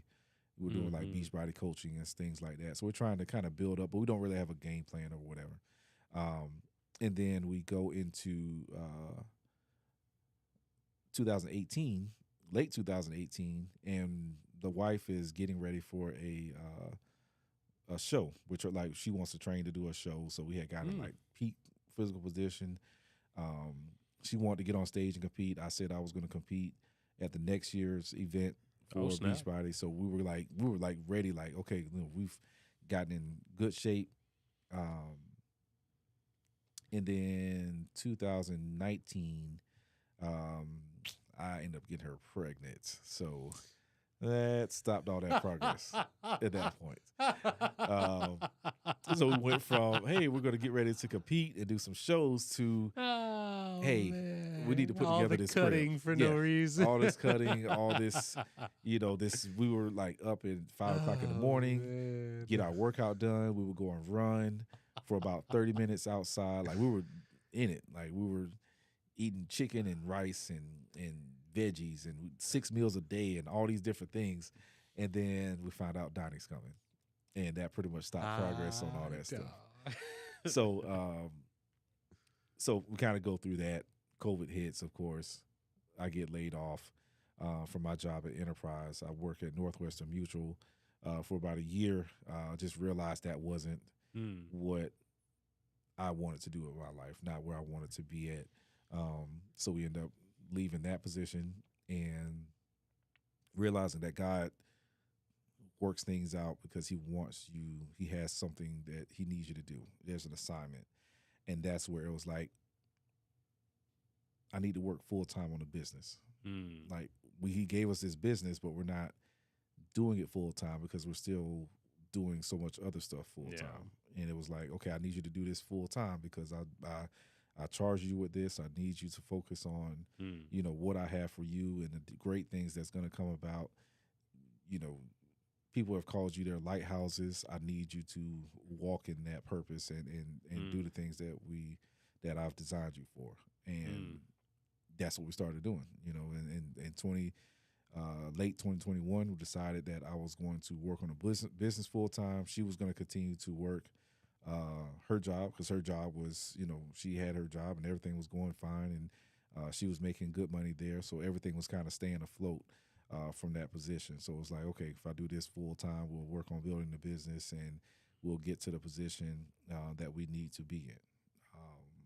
Now, of course, there's bumps in the road, and there's when God says He's going to bless you, He's going to bless you, but you don't know exactly what time that's going to be, Yes, sir. and you have to start. And that's when you start to realize your faith is going to be tested, and what that's going to look like if you're going to continue to trust Him and have faith in what He's already promised you, or if you're going to blink and you're just going to be like, okay, I'm just going to go find another job. I'm just gonna go do something else because we're starting to run low on money, or you're starting to feel some of the pressure, Mhm. and that's when it's like, okay, what are you gonna do? You're gonna trust God, or you're gonna trust in the world? Which one are you Yeah. gonna do? And that's where we decided we're gonna continue to trust God, and we're gonna continue to tithe, and we're gonna continue to do all those things.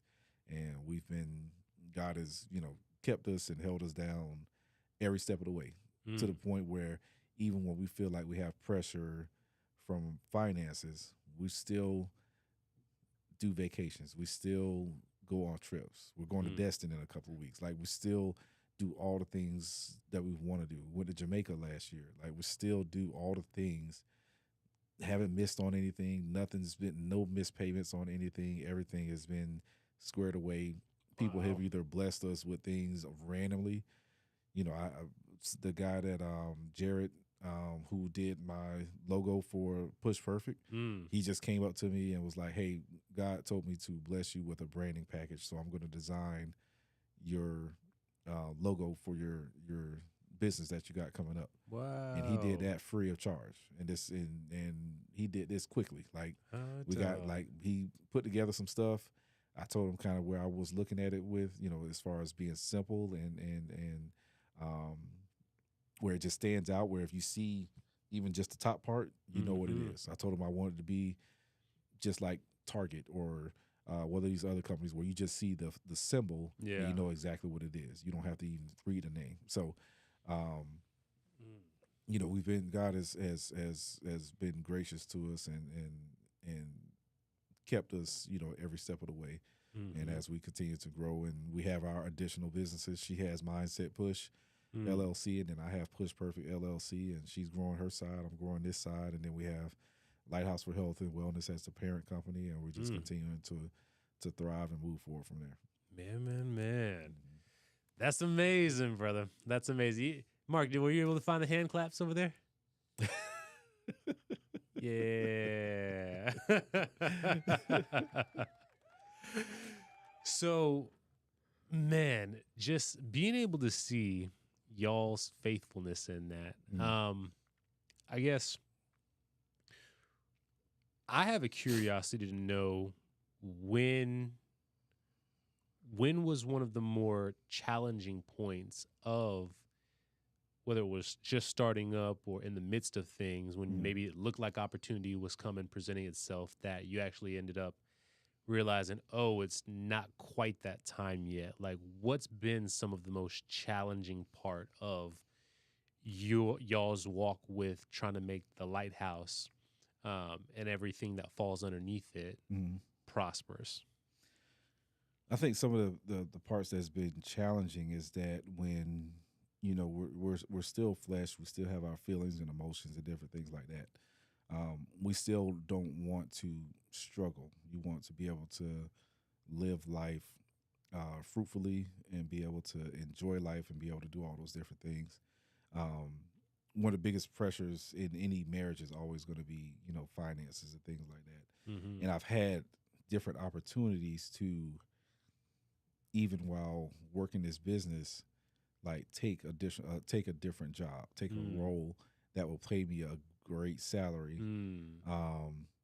But in turn, it's all right, well, we're going to give you this job, but in order to take this job, you have to put aside Lighthouse. You can't be seen on the website. You can't be a part of Lighthouse. You have to commit to us and put aside that. Because it was full on W-2 and not 1099. Right.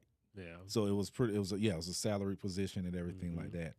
And it's one of those where, okay, am I going to trust in this salary that's going to be great for us and take care of a lot of different things, or am I going to continue to just trust God? Yeah. And that's one of those moments you're like, all right, what do I do? Because we could really use this money. And you've got all the justification for it. You're like, right, hey, you got a bun in the oven. Right, you got all those different things. You got, a young son, and you're paying for private school, and you still want to keep doing your vacations, and you want to, we want to be able to bless other people and other families and different things like this, and this will be a nice way to be able to do that. But if I do that, what do I give up over here? Yeah. Well, now I'm giving up God's promise. Now I'm giving up on what God blessed us with and ordained for us and made for us for something of the world, or something committing to a company that I could go, if I take that job, they could easily say 3 months later, like, hey, we got to lay you off because things aren't going that great. Well, now I just got rid of what momentum I had over here and what I had already built. And now I'm trying to say, okay, God, I'm sorry, I shouldn't have took it. I should have stayed with you. Yeah. Well, which one do you do at that point? And that's where it's like, okay, I think we're going to trust God. He's been faithful to us. We haven't missed a meal. We haven't missed a mortgage payment. The lights haven't been shut off. Donnie's still going to school. Everything is still moving. I know what God has promised us because I've seen it. I know what we're going to be doing because he's already ordained it for us. We just have to keep walking the path. We have to keep doing the things that he has already set up for us. I'm not having these dreams for no reason. I'm not having these moments of clarification and seeing what's about to happen. What do those look like? What have been some of those Man, experiences? those things, they come in the most random times, but a lot of times they're Bible verses. When you're struggling with something, Hmm. God's going to show it to you in plain view. And it's going to come from the message from church that speaks directly to the issue that we're dealing with. Hmm. And it's like, okay, we're at church and we're trying to make a decision, and exactly what pastor's talking about is about the decision. It's those same things. It Hmm. could come from our devotions, whereas I'm reading a devotion and you're like, okay, what am I going to get out of this today? And it speaks exactly in plain view of what we're trying to decide on, what we're struggling with, Hmm. what we want to achieve, and seeing those things, it's like, okay, I hear you.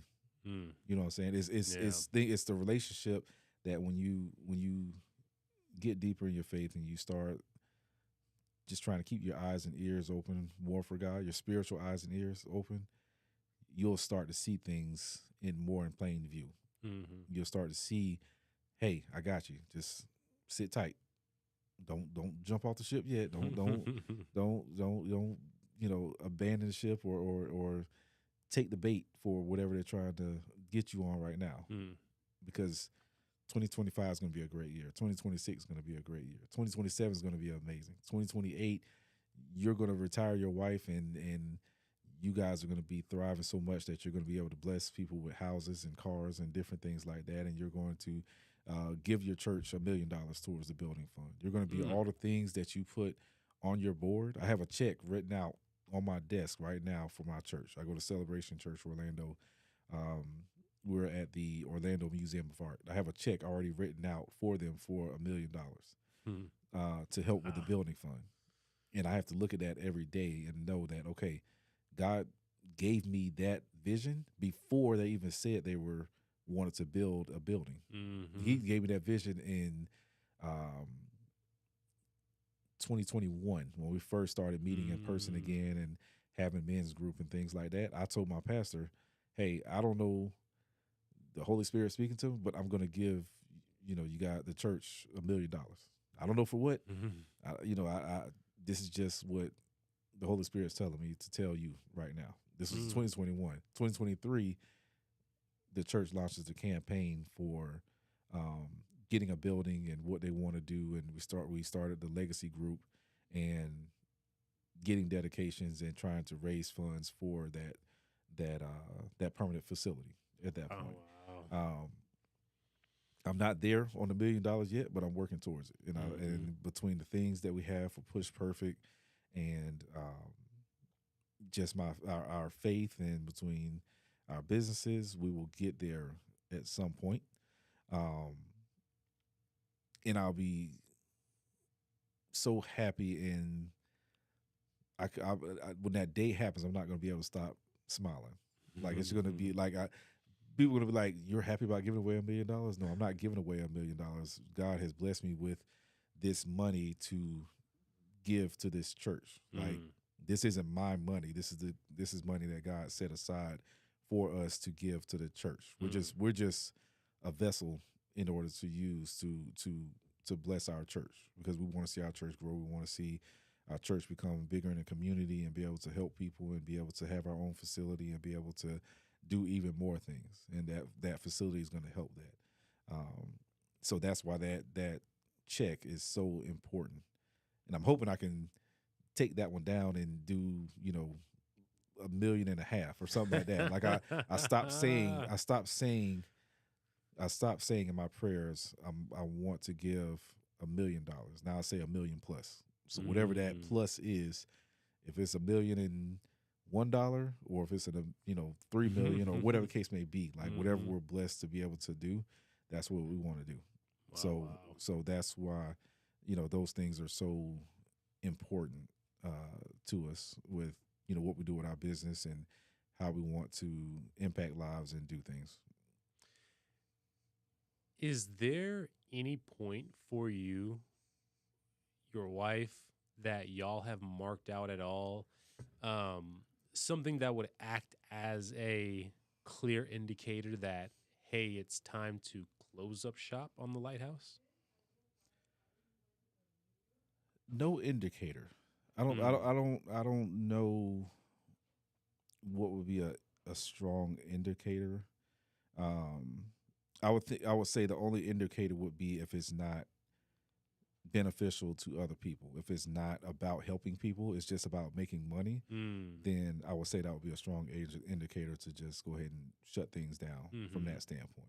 Yeah. Um, we've worked for multi-billion-dollar companies, and you see these companies who are talking about record year in revenue, but then you Mm-hmm. see their employees aren't getting either their full bonus or not getting a bonus at all. Yeah. Well, how do you have record profit yet your employees aren't getting their just due at the Mm-hmm. same time? So one of the things that we want to do is we want to make sure that we understand this is a business. We understand that we have to be for profit and that we need to make money in order to keep things going. But we don't want it to be all about the money. Like we want to Mm-hmm. be able to say, okay, you know, every Friday you guys, get off early. Like go enjoy your time with family. Or we do every quarter we do a little get together or barbecue or something Mm-hmm. like that just for an appreciation. We Yeah. want to be able to say, okay, well, if we didn't have the type year that we want the year, I don't want to take a bonus and then you guys not get anything because Mm. we didn't get to the goals that we wanted to. Like I don't want to be a company where, the higher up or the C-suite level employees still get what they need to get, but then everybody else underneath doesn't Mm. at that point. Because Yeah. I believe that our company is going to grow to the point where, um, we're making millions and millions of dollars a year, but we want to make sure that that money is being able to be used appropriately, being able to help other people, being able to set up, foundations and scholarships and different things like that.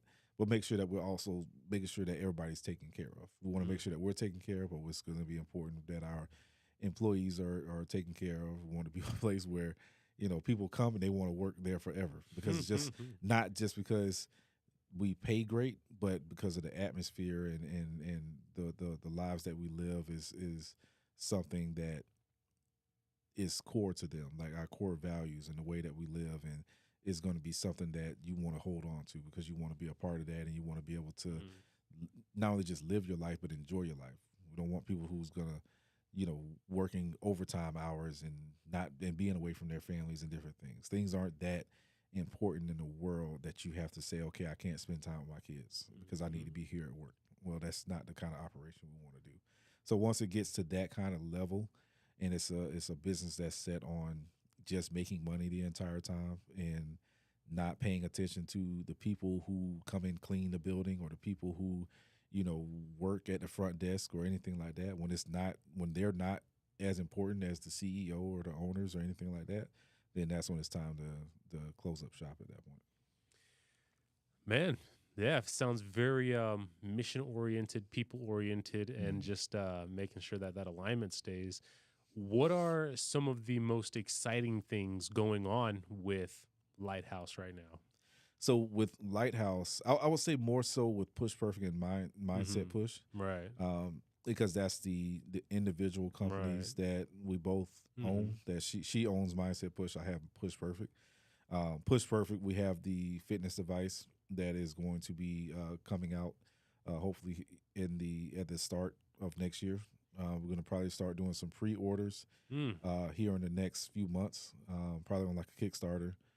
Being able Mm-hmm. to get ready to start doing some ads and commercials and different things like that.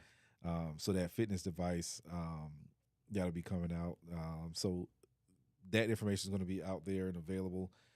With Push Perfect, it's going to help you to do exercises, help you to for the people who can't regularly do exercises. If you think about the fitness industry and trade shows, like you see a lot of devices that um, are built for people who can do certain things or who can do push-ups or who can do squats or who can do explosive activities or things like that, but not necessarily built for the people who struggle with doing just a basic activity. So my Mm-hmm. device is going to be built around helping you to be able to do simple exercises. If you are recovering from a shoulder injury or a chest injury or something like that, you're gonna be able to use it to do um, different activities. It's going to help you with your technique of doing activities. If you struggle with doing squats or something like that, it will help you with getting into a proper form and being able to trust yourself to actually try to do the exercise. Where a lot of people,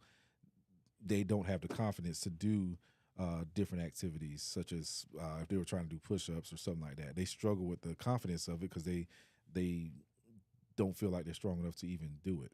So you can put them in a position to be able to have the confidence to do it and have the correct technique.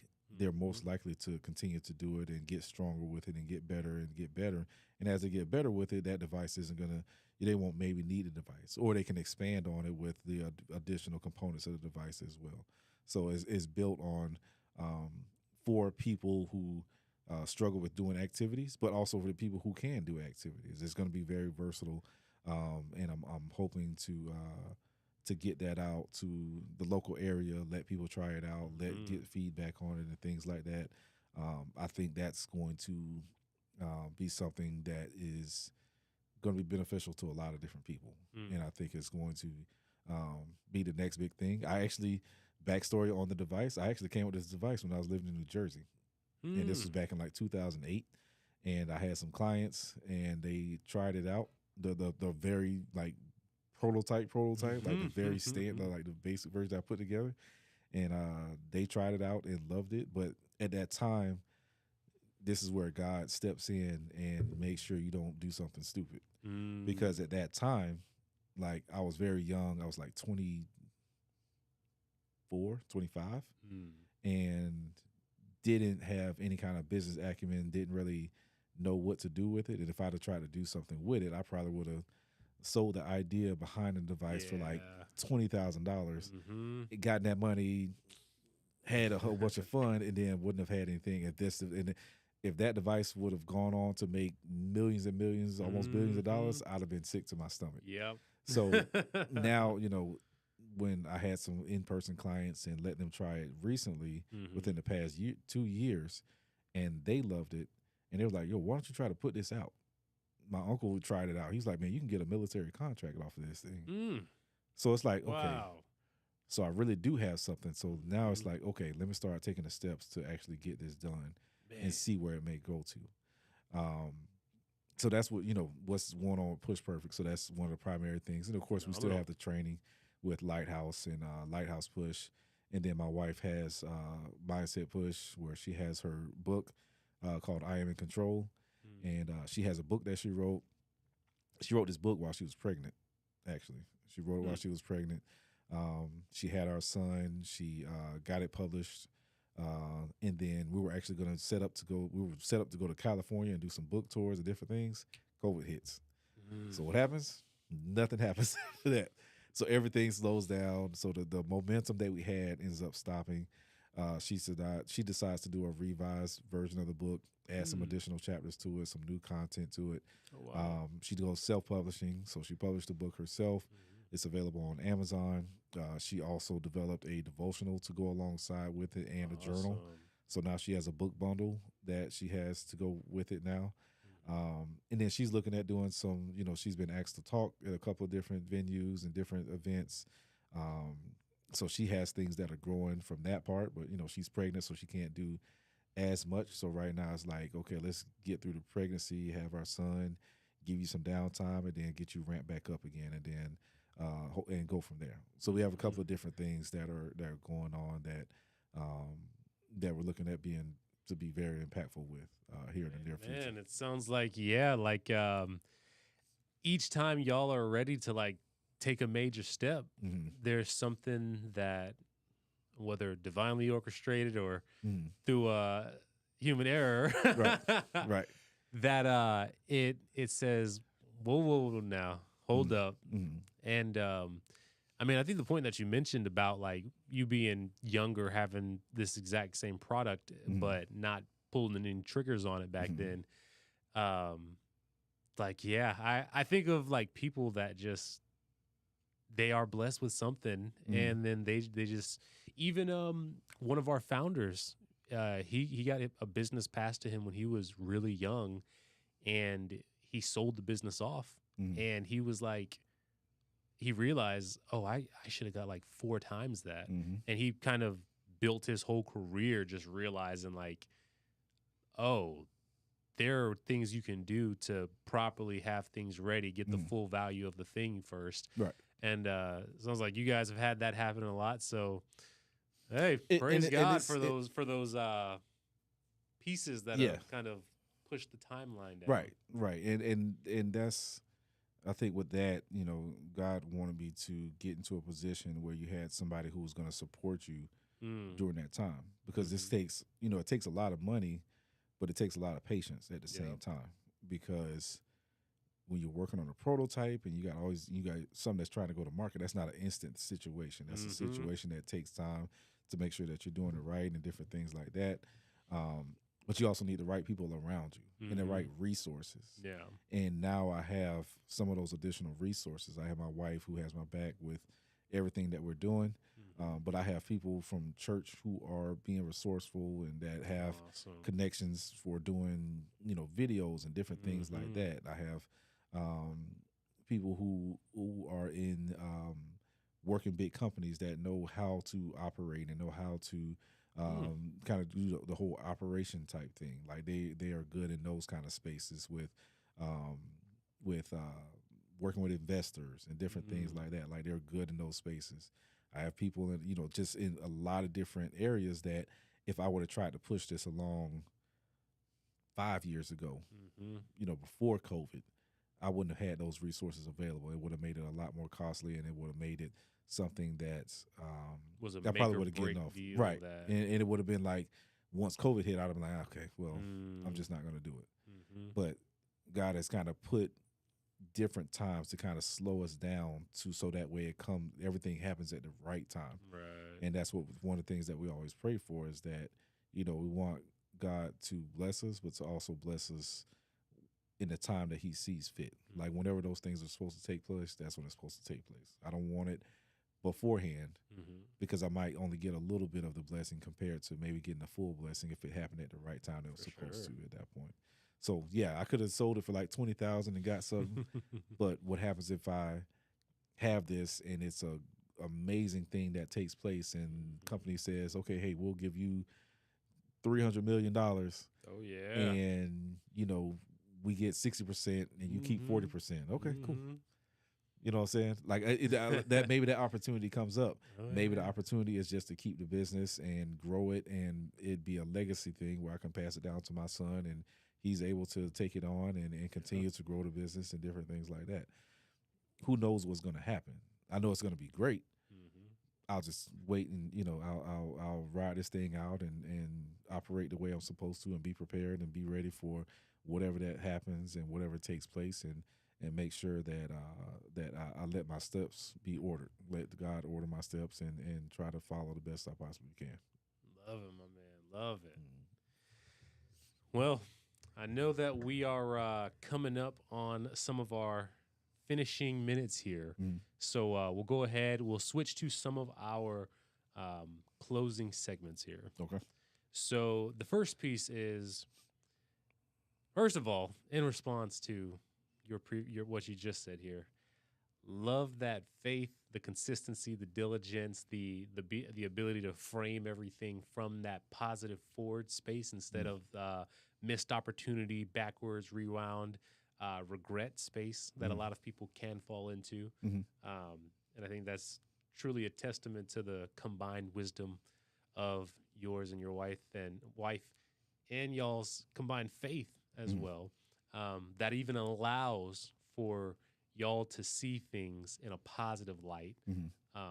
One of the biggest things that people are hit with in 2025, in terms of mental health wise and all these things, is just constant anxiety, fear, depression. Mm. And it sounds like y'all don't walk with an ounce of that covering your journey. Mm. And so, in that regard, to continue to stand out as y'all's lineage has done, the fact that y'all have the generations you do behind you, but Mm. then even in your own creation of lineage, um, being separate from this culture that we live in of fear, anxiety, depression. Mhm. Just shout out to the Curry family Yeah, and everything that y'all are doing in that yeah. respect. Shout out to, I will say, shout out to the Curry family, the Wright family, Mm, the Thompson family, the Webb family, the um, Mays family, like all the different families that had an impact on my life and who I am now and who I will continue to develop into because we never stop developing. Like there's always going to be things that we can learn and that we can get better with. So it's always going to be something that's happening and you're trying to move forward. So shout out to all of my families and my family group at church and celebration where we have our church at and how they continue to be impactful to our lives. So it's a lot of different families, a lot of different pieces to the puzzle. This is one of those classic, it takes a village. mm. I think we've gotten away from that for a lot of different things, and I think if we get back to some of those different um, pieces of it makes it hard because the world is so different today than it was just 30 years ago. Like, Hmm. you barely want your kids to go outside and just play by themselves. Whereas when we grew up, we were outside all the time. My mom didn't want us coming back until it was nighttime. Yeah, mine's too. Um, so but it still does take a village. It takes people and resources and different things to raise a child, but also continue to help you to develop as a person. I think if you don't have good people around you, it makes it harder for you to really grow and develop like you want to, or like you should. And God didn't design us to be alone. Mm. So if we're not designed to be alone, that means we should have people around us and people that we can trust. And that doesn't mean just open the door for anybody and everybody. You're definitely selective, but um, God bless us with families to be able to do those things and people And around us. that's something I want to ask you there too, as maybe my final like big question to Mm, you is your your friend was able to pick out a good person for you. mm, Your wife was able to pick out you. You were able to see the value of your wife. mm, And clearly, the generations behind y'all have had the ability to pick good things. In the spiritual world, especially, we look at this, we call this discernment. mm. What is that aspect of discernment that you think that y'all have been able to cultivate where you are able to have the people who are the most genuine people and still the most valuable people that everyone is looking to pour into each other as opposed to be extractors of value like a lot of people can find themselves running Mhm. into. How have you cultivated that skill and what would you give to somebody to be able to cultivate that? Yeah, so my wife and I, we have at our church groups. Mm, And a group that we did in the spring was called um, Discerning God's Voice mm, and learning how to discern when God's talking to you, like how He's going to talk to you. mm, And I think what helps is learning that God can speak to you in a lot of different ways. He's going to get your attention usually in a way that's probably going to suit you the best. Like mm. where he's probably tried to say something to you in a lot of different ways, but you probably just miss it on a regular basis. Mhm. So it ends up being where he's going to get your attention the best way he can get your attention. Whether if that's if you're a person that looks at sports all the time, he's probably going to get your attention through something sports related. So what we end up realizing is that when we start to open ourselves up and develop our relationship with God, and we start to realize that God talks to us on a regular basis, it could be from going on a walk and listening to a sermon, or listening to some personal development, or just walking and you run into somebody and you start having a conversation, and then you get a message from God from that person. Discerning God's voice comes, of course, with development and just kind of building that relationship. And I think when we started to search for God and really kind of chase after God more, that discernment became easier and easier because you were chasing after him and he was always showing himself. It's like, oh, I can see this now. Oh, I can hear this now. There's been, man, every single week, almost daily, my wife comes to me with something that she read or heard, and it was something that she was thinking about the day before. Hmm. And it's always something that we end up getting clarification on, and God speaking to us from those different. Like right now, a lot of our discern, a lot of things that we get from God comes from either our devotion or from some things that we read in the Bible. Like she's reading the Bible, um, um, all the way through, and Mm. she's in Psalms. I think she just read Psalms 23, and it was something that she was thinking about and pondering on what she should do, and the answer was like right there playing in front of her as she was reading for that day. And it just happened to be the scripture. It just happened to be the scripture that she was reading was exactly what she was thinking about. But she didn't know that was going to happen Mm. the night before or the day before when she was reading chapter 22. Like chapter 23 just ended up being what she needed to read for that day. Wow. So I think with people, and just dealing with people in the relationships and that we build, um, you pray for God to have covering over your family and over your household and over your life. When you pray for that, God will protect you from a lot of the negativity or a lot of people that you shouldn't be around. And when you start realizing that God is closing doors in certain areas, you just let that door be closed. But when He's opening doors in other areas, you learn how to walk through those doors. Um, but that all comes through your relationship with God, and allowing that relationship to be built, and for Him to open your eyes and ears to the things that He wants you to see and the things that He doesn't want you to see. And when you accept that there are things that you don't need to be involved in or He wants to keep you from, and He keeps shutting the door on certain things, that it'll kind of get His Mm. way. It'll get into your head and you be like, okay, I understand, I hear you now. You sometimes people get into relationships with people that they shouldn't be in, and something keeps telling you, or the Holy Spirit keeps telling you, hey, you don't need to be with this person, or this person doesn't need to be around you, or you know there's some kind of uneasiness that keeps coming over you every time you're around them or every time they leave or whatnot. If there's that uneasiness, that's God telling you that no, this isn't what it is. This isn't who you should be around. Or this person is a danger to your household. And if it's important enough for you for that person not to be a danger to your household, then you will allow that door to be closed, and you'll allow the things that should not be around you to not be around you. And it's Yeah. just basically a safe accepting when God's talking to you, when He's telling that you shouldn't be a part of something or who shouldn't be around you or anything like Okay. I know I said the last one, but now I got that. another one. So when it comes to actually accepting a closed door or walking in the wisdom that, okay, this thing is closed and I should not have this set of things that I give energy and time into, or these, I shouldn't spend as much time and energy with this person or these people.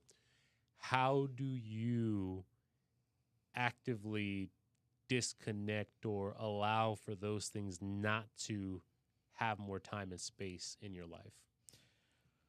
I think what's different now is that when God's closing a door, like He'll close it, and it'll be like Mm. the availability that you used to have is Mm-hmm. not there anymore. Like Mm. the availability to go and hang out with certain people Yeah. that are going to certain events or doing certain things or whatever, or being a part of something that you should not be a part of, your availability will change.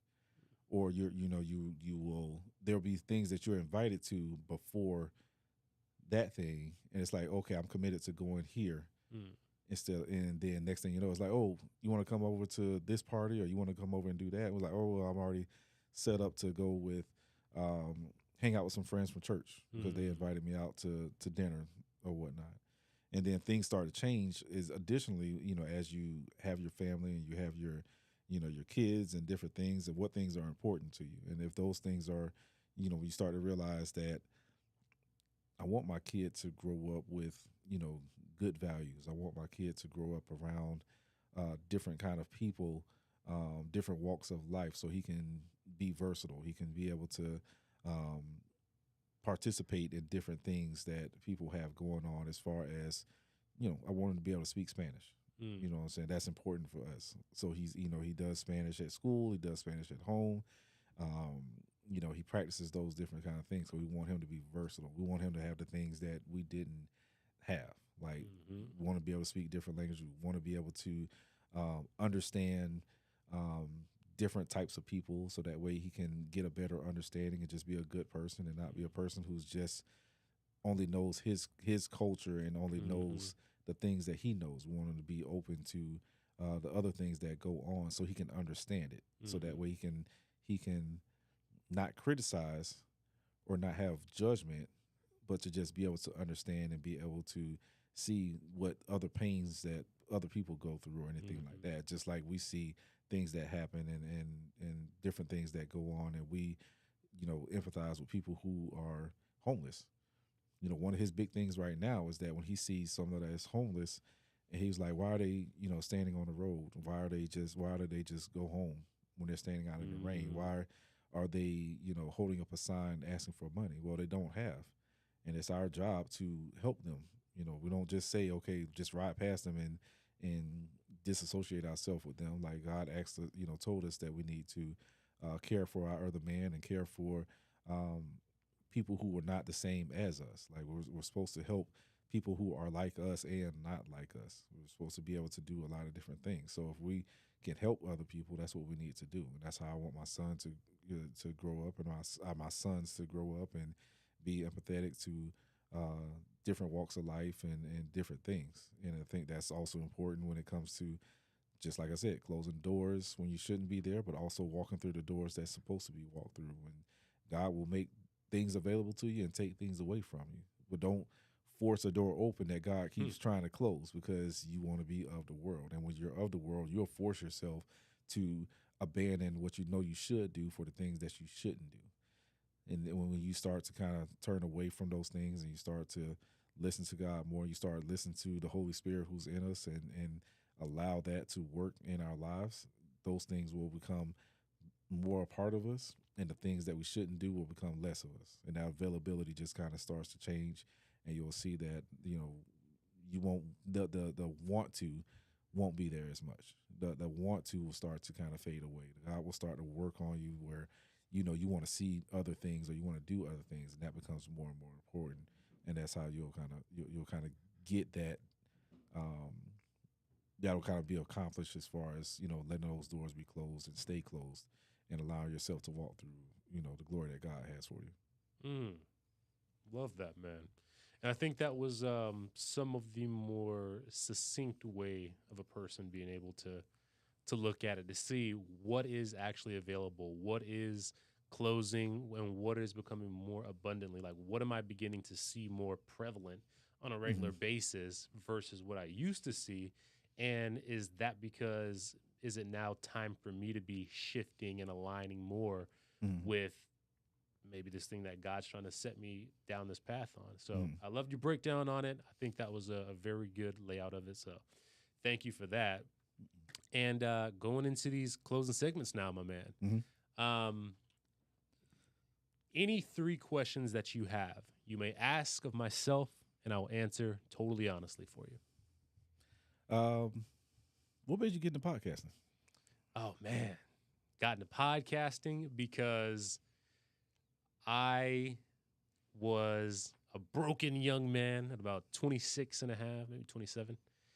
And I grew up in rebellion to a lot of things. I was still a decent guy and all that. But I definitely allowed myself to be interested in the things of the world. And that affected the relationships that I had around me. And eventually it got to a point where, like, I was tired of doing it, just trying to do my own mishmash of stuff. So I said, you know what? It's time to, like, start going on other people's wisdom, because clearly my own sucks. And so I started listening to podcasts, and I said, I'm going to get into church. And then the things that I was learning on podcasts and church lined up in some places, and then they had tension in other places. And later I found that these tensions, sometimes there's tension that you can hold that's good tension that keeps you sharp and that it's meant to grow you, Mhm. but then sometimes there's tensions where they're in total discoordination with each other. Mhm. And I found that those two tensions were never meant to meld. Mhm. And I said, I want to be a part of creating something that holds those two tensions well. Mhm. And, the concept was like dating podcasts. I found so much good info about dating that actually helped me out with acquiring my now wife. Mhm. But I also found content that I'm still taking out of my mind, that I still have to pray at on a daily basis, that, my wife and I are still having certain amounts of discord because of the internalization of that time that I fed on that information for so long. Mhm. Um, and then processing that through God's word. And so in making a podcast, it forces me to confront that tension on a regular basis. Mhm. And also, it's a tool that if I had seen that type of thing, if I had seen men talking about, the tension of how to, you know, get the type of woman that you want that is also good for you, that also sees the value in you versus just getting the most attractive woman physically, Mhm. that's something that would have had immense value in terms of what I focused on and then the habits that I had developed around it. So it it started as a response to me seeing the lack of this type of discourse. Yeah. So that's why I love to hear your breakdown of certain follies and how you handle these things. Because if a young man is able to come in, consume this, Mhm. and shave off anywhere as little as 6 months to 15 years Mhm. from their learning curve, praise God. Yeah. Yeah. I think that's um, one of the biggest things that we have available to us is just information, right? Um, we have a ton of information that's out there, but at the same time, the capacity to take it in tends to Mm, be very small, yeah. right? Hmm. Like we have, you can go on Chat GPT now, just type something in and be able to get answers for questions, or you can say, hey, I want to do a podcast. Give me some great ideas for a podcast. Hmm. And it can spit out a bunch of great ideas, but then it kind of takes your originality away. It kind of takes away um, your capacity to be able to develop. And Hmm. that's why personal development itself right now, it's so much more needed Hmm. because people need to be able to understand that I can develop, I can continue to get better, I can really thrive without having to just do the easiest way out.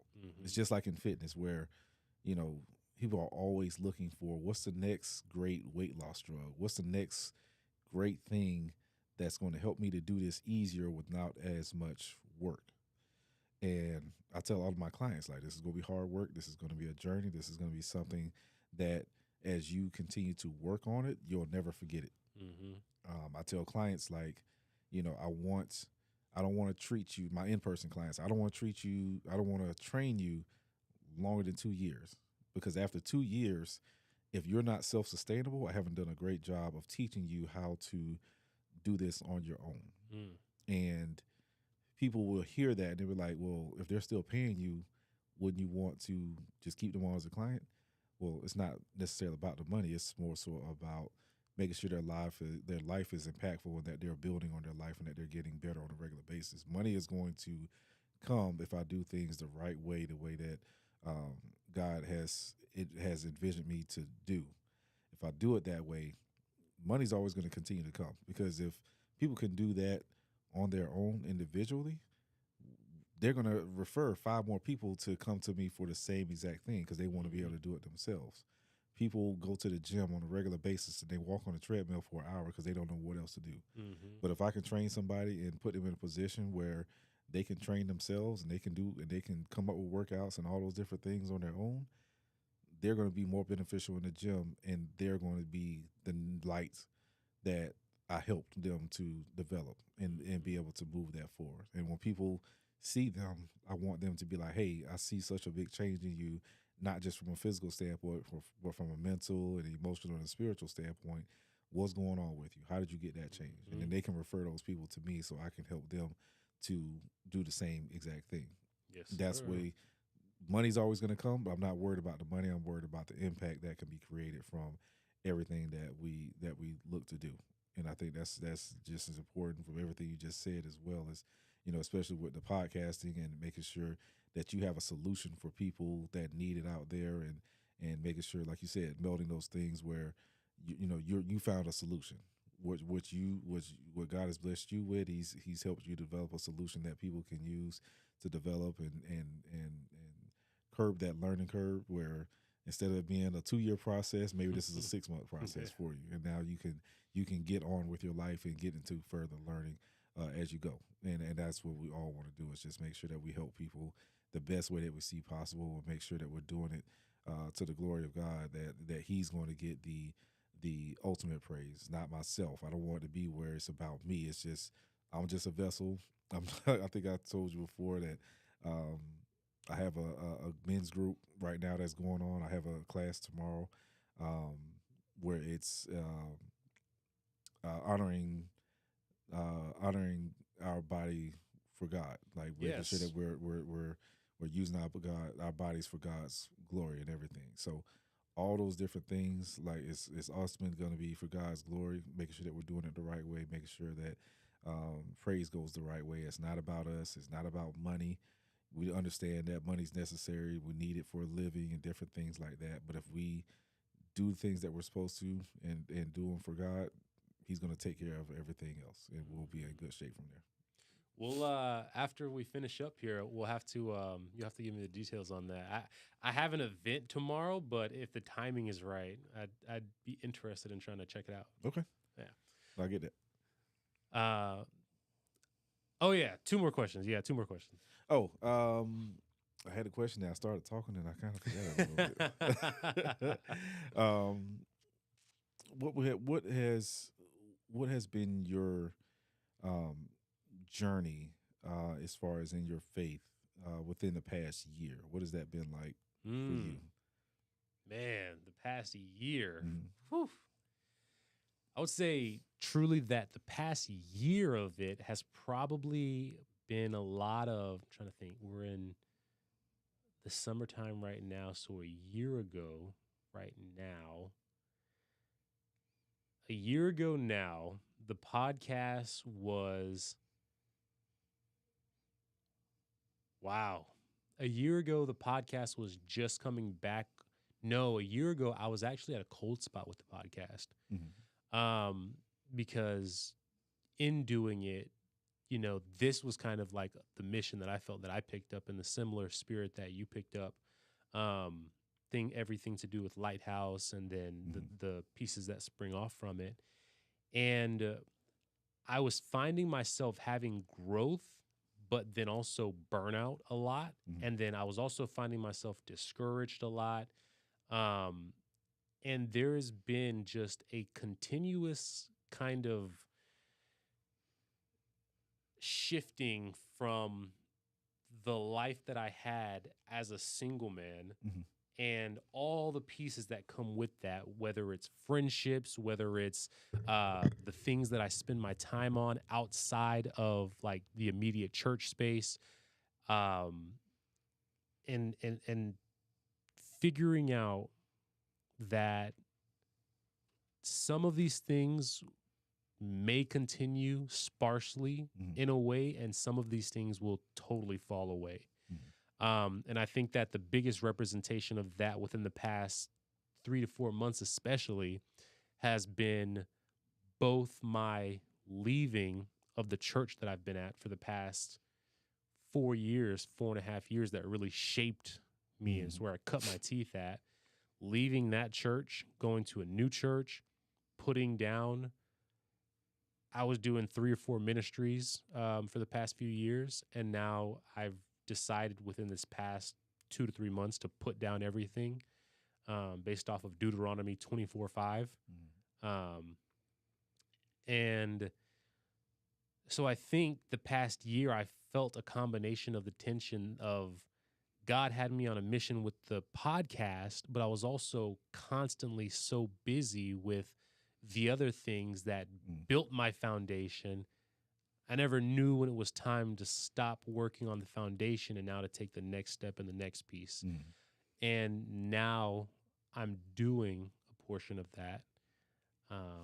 So I would say, yeah, it's been a lot of getting off of the milk stage Mm-hmm. of my faith and truly walking in a meat stage of it. Gotcha. Okay. Yeah. Okay. Last question. When are we going to do another podcast? Oh man. I know, right? This puppy right here, this is fire. Yeah, this isn't a bad thing at all. I see the time. I can tell when doing podcasts and being able to just kind of sit and talk that time flies, of course. Mm-hmm.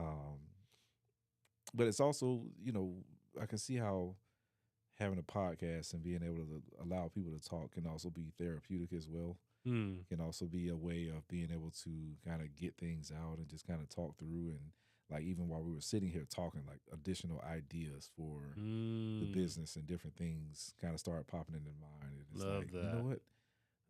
This could be something to try to do. And the interesting thing that came about last night. And I talked to my mom about this morning. I talked to the wife. Honey, if you see this, I apologize for not talking to you about this beforehand. And Devontae's going to get this first. But hey, let's go. Exclusive. Hey, give me the air horns, Mark. Give me the air horns. So the yellow one. Yeah. That's all right. Hey, we'll take the hand claps, the shouting. Yeah. So one of the things that so I listen to a lot of from like a business podcast standpoint. Like I listen to a lot of Ryan Pineda, The Wealthy Way. Okay. I listen to a lot of Alex Hormozy, Yep. who developed Gym Launch, and seeing from where he was at like less than 10 years ago to what he is now. And, his story is amazing. It's like it's the craziest thing, but it's like I get into it so much because he's all about like just giving stuff away and just kind of being constant with making sure that your offers are so crazy that people feel stupid not taking it. Yeah. And I've been trying to implement some of those, a lot of those things and a lot of those ideas that he has. And one of the things that always stuck out to me is that when he first opens up with his podcast, they have a little recording where he's talking about like how people who became successful didn't really like record what they did and really document a lot of the things that the decisions that they made and steps that they took in order to kind of get into position that they are. Yeah. And that's always stuck out to me, and I know he's doing that now, and he's doing it right now. And he's already very successful, so he's giving out a ton of great knowledge. But as I'm building this Push Perfect brand, like the idea came to me to do like a bi-weekly or monthly, video podcast type thing where I'm just kind of talking through, what's going on with Push Perfect device, like where it's at, like decisions that I'm making, how I'm doing marketing, all those different things, and letting people see like the ins and outs of the good decisions I make and then the bad decisions I make, and just kind of being transparent and just kind of seeing what happens with it. Where it's like taking people on the actual journey of, is this thing going to be successful or not? It's kind of like a TV show. You're watching you're watching a good series, and you got to wait till the next episode to find out how things turned out. So my idea is to do a podcast. I'm not sure, and this may be something that people are doing right now or not. I'm not really sure. There's a ton of different podcasts, but my idea is to just take my journey with Push Perfect and just document each phase of it and the things that's going on with it, and do it as a long form podcast where it's like I'm talking about the things that's going on with Push Perfect, but also different aspects that's going on with Lighthouse. But then also be able to have different people on the podcast talking about their business or what they do, and allow people to see like a lot of the local business professionals and a lot of people who have their business and like how is their business growing? What are the things that they're doing right now? How are they, where are they making it? What's the tough times that they're going through right now? Different things like that to grow, to help them grow their business and kind of, put some more eyes towards their business, but also, give their story of what they're going through right now. And I think that will resonate with people who are maybe looking at starting a business, or, they can learn from, my mistakes and learn from my, wins and different things like that. So that's one of the things that has been, that God's been dealing with me on just recent as yesterday, to maybe take that step and do, because I think it'll be important for people to see, okay, how did Push Perfect get started? Well, you can actually see because it was already documented. You can actually follow along in the journey and see how, it became successful, or, see what decisions he made that were good decisions or that were bad decisions, and what things you do want to implement or don't want to implement. Just like when it comes to marriage, when you see other married people and you see how their marriage is, and you can find out, okay, these are some things I don't want to do, but these are some things I do want to do. And I'm hoping that, I'm not looking forward to necessarily be successful, but I just hope, people, get a chance to learn from it, and see what I did, and how, as I allow God to be a part of the entire process, that, what that looked like for me and everything. So that's the thing that I'm looking to do. So, seeing, coming on this podcast and seeing how, you worked your podcast, and how, just the questions and different things that have taken place, like, gives me more courage to go ahead and step out and do a podcast for for the things that I want to do. Absolutely. As well. So this has been really good to be able to step in, and so I'm looking forward to more stuff. I'm glad if this is allowed a space of any type of confirmation. As the wife is calling right now. I saw what you said. Yes, exactly. If this is allowed any type of positive confirmation, then hey, praise God for that. I think the only bit of potential, maybe not even actual pushback, but potential pushback would be I think the idea of documenting is always good. We see even with the Gospels, like that process of things evolving, that was documented. So I think a documenting for any business is always good. The only place of caution I might give you is when it comes to taking on all of other people's stories. This is actually something that I'm also kind of growing and whatnot. Like, I have done a lot less interviews that are as regular as they used to. Like, for example, taking a gentleman that I knew was homeless in his car because he was trying to like restart his life. I had him on about a month ago, and that was a really good show. Nowadays, in this specific season, I wouldn't do that because I'm at a place where I have to figure out the business side. Like, I've done the giving away for free for the past 2 years to where that's not according to the agreement that my wife and I have right now, right? There's a season for generosity and hyper generosity and goodness, and then there's a season for tilling and reaping. Right now, I'm in a season of like reaping. So for you, I would say if there's there it is.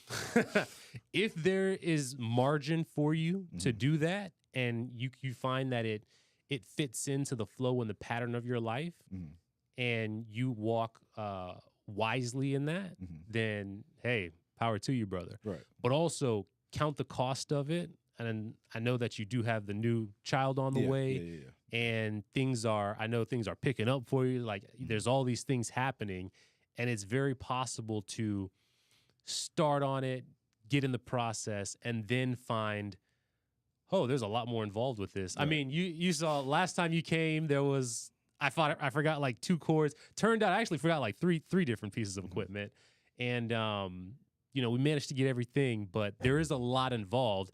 Now, granted, you don't have to have what we have going on. A podcast can be something. A buddy of mine does this, where he has just a webcam that he sets up, and him and a dude that he knows that got out of prison, and they just talk about that experience, and they got a couple microphones and an interface and some cords that put into it, and boom, you're good to go. Yeah. So there's all kinds of variations. You can have one as simple as $300 to $400 as your startup costs. Then you can have one that's closer to this, which is in a couple of tens of thousands of dollars. So definitely counting the cost and walking with discernment in that, praying on it, being diligent in that. But other than those precautions, I would definitely say, yeah, man, I'm excited to see what that looks like, and to hear more on where you're looking at moving with it going forward. It'll definitely probably just be video or something like that. Just kind of see, okay, like how much time am I actually doing? Like how much information do I actually have? And then we can see. Yeah, it's not anything that's immediate right now. It's more of a once we kind of get to market, like then I can kind of backtrack and have a documentation and kind of go over, what's kind of going on and all those kind of things. So it'll definitely not right now, but it's something that I'm going to look into doing and figuring it out. Maybe once, like I said, maybe once a month or something like that. Just kind of go through things. We'll see what happens. Yeah, I think if your plan is like once or twice a month, and it's like your story, your journey, and you're not trying to pull too many people, maybe people that have played roles in it. Yeah, that would be like further down the road. Like once I'm actually established and it's like doing it on a regular basis, then we'll worry about that. Right now, this is going to be strictly about Push Perfect, how it's getting built. Oh, yeah. In that capacity, I think, that's fine. Dude, all cylinders for. I think because, again, going back to our founder, he has a piece of content right now that it is a little over 10,000 views right now. And it was a well-edited, like 40-minute video that shows him taking what him and the business owner acknowledge as a boring business and like taking it, making it profitable, and scaling it up more. This is a process that a lot of people wouldn't care to do, but somehow it has over 10,000.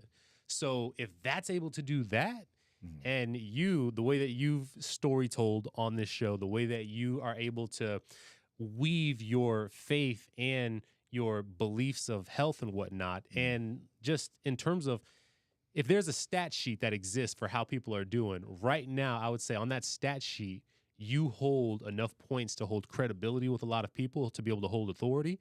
I think in all those things in combination make you starting a video podcast a no-brainer. Yeah. 100%. Yeah.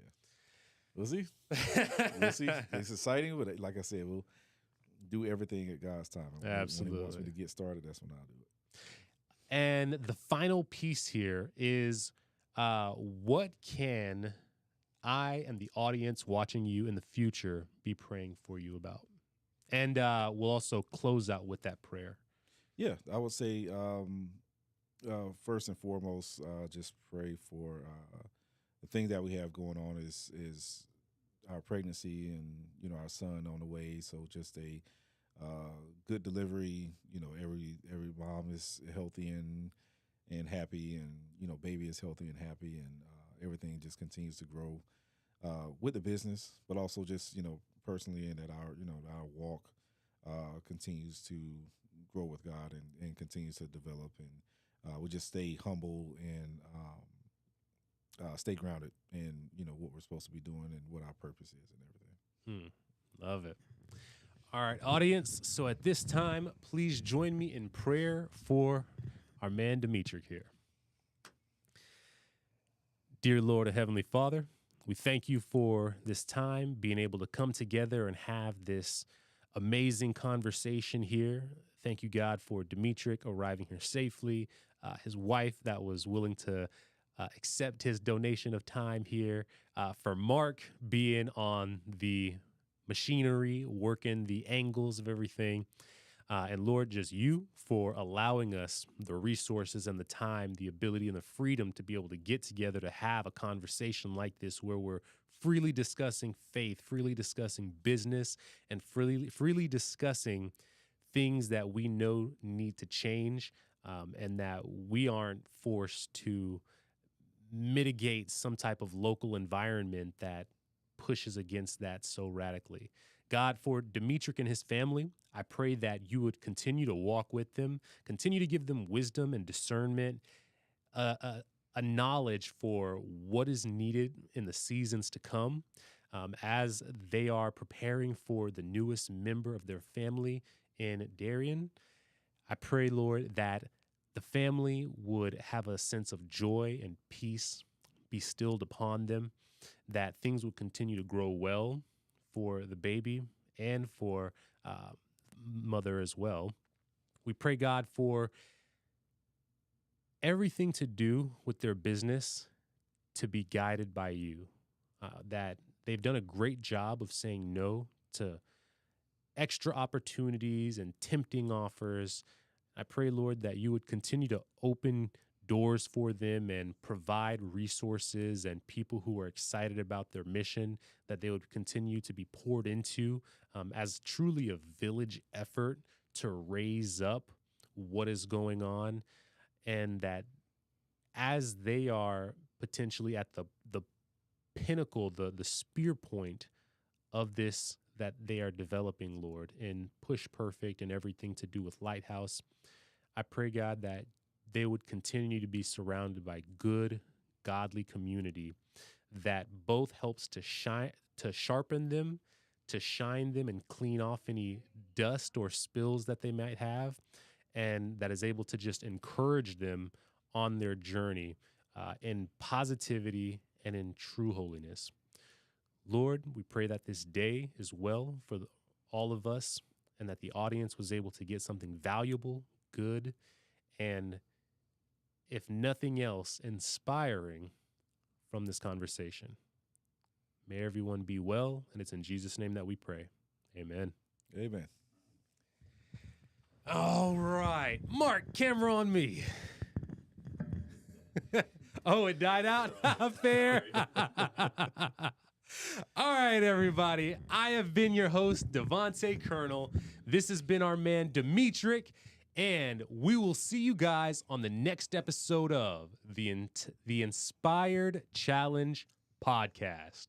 Take care. I didn't run through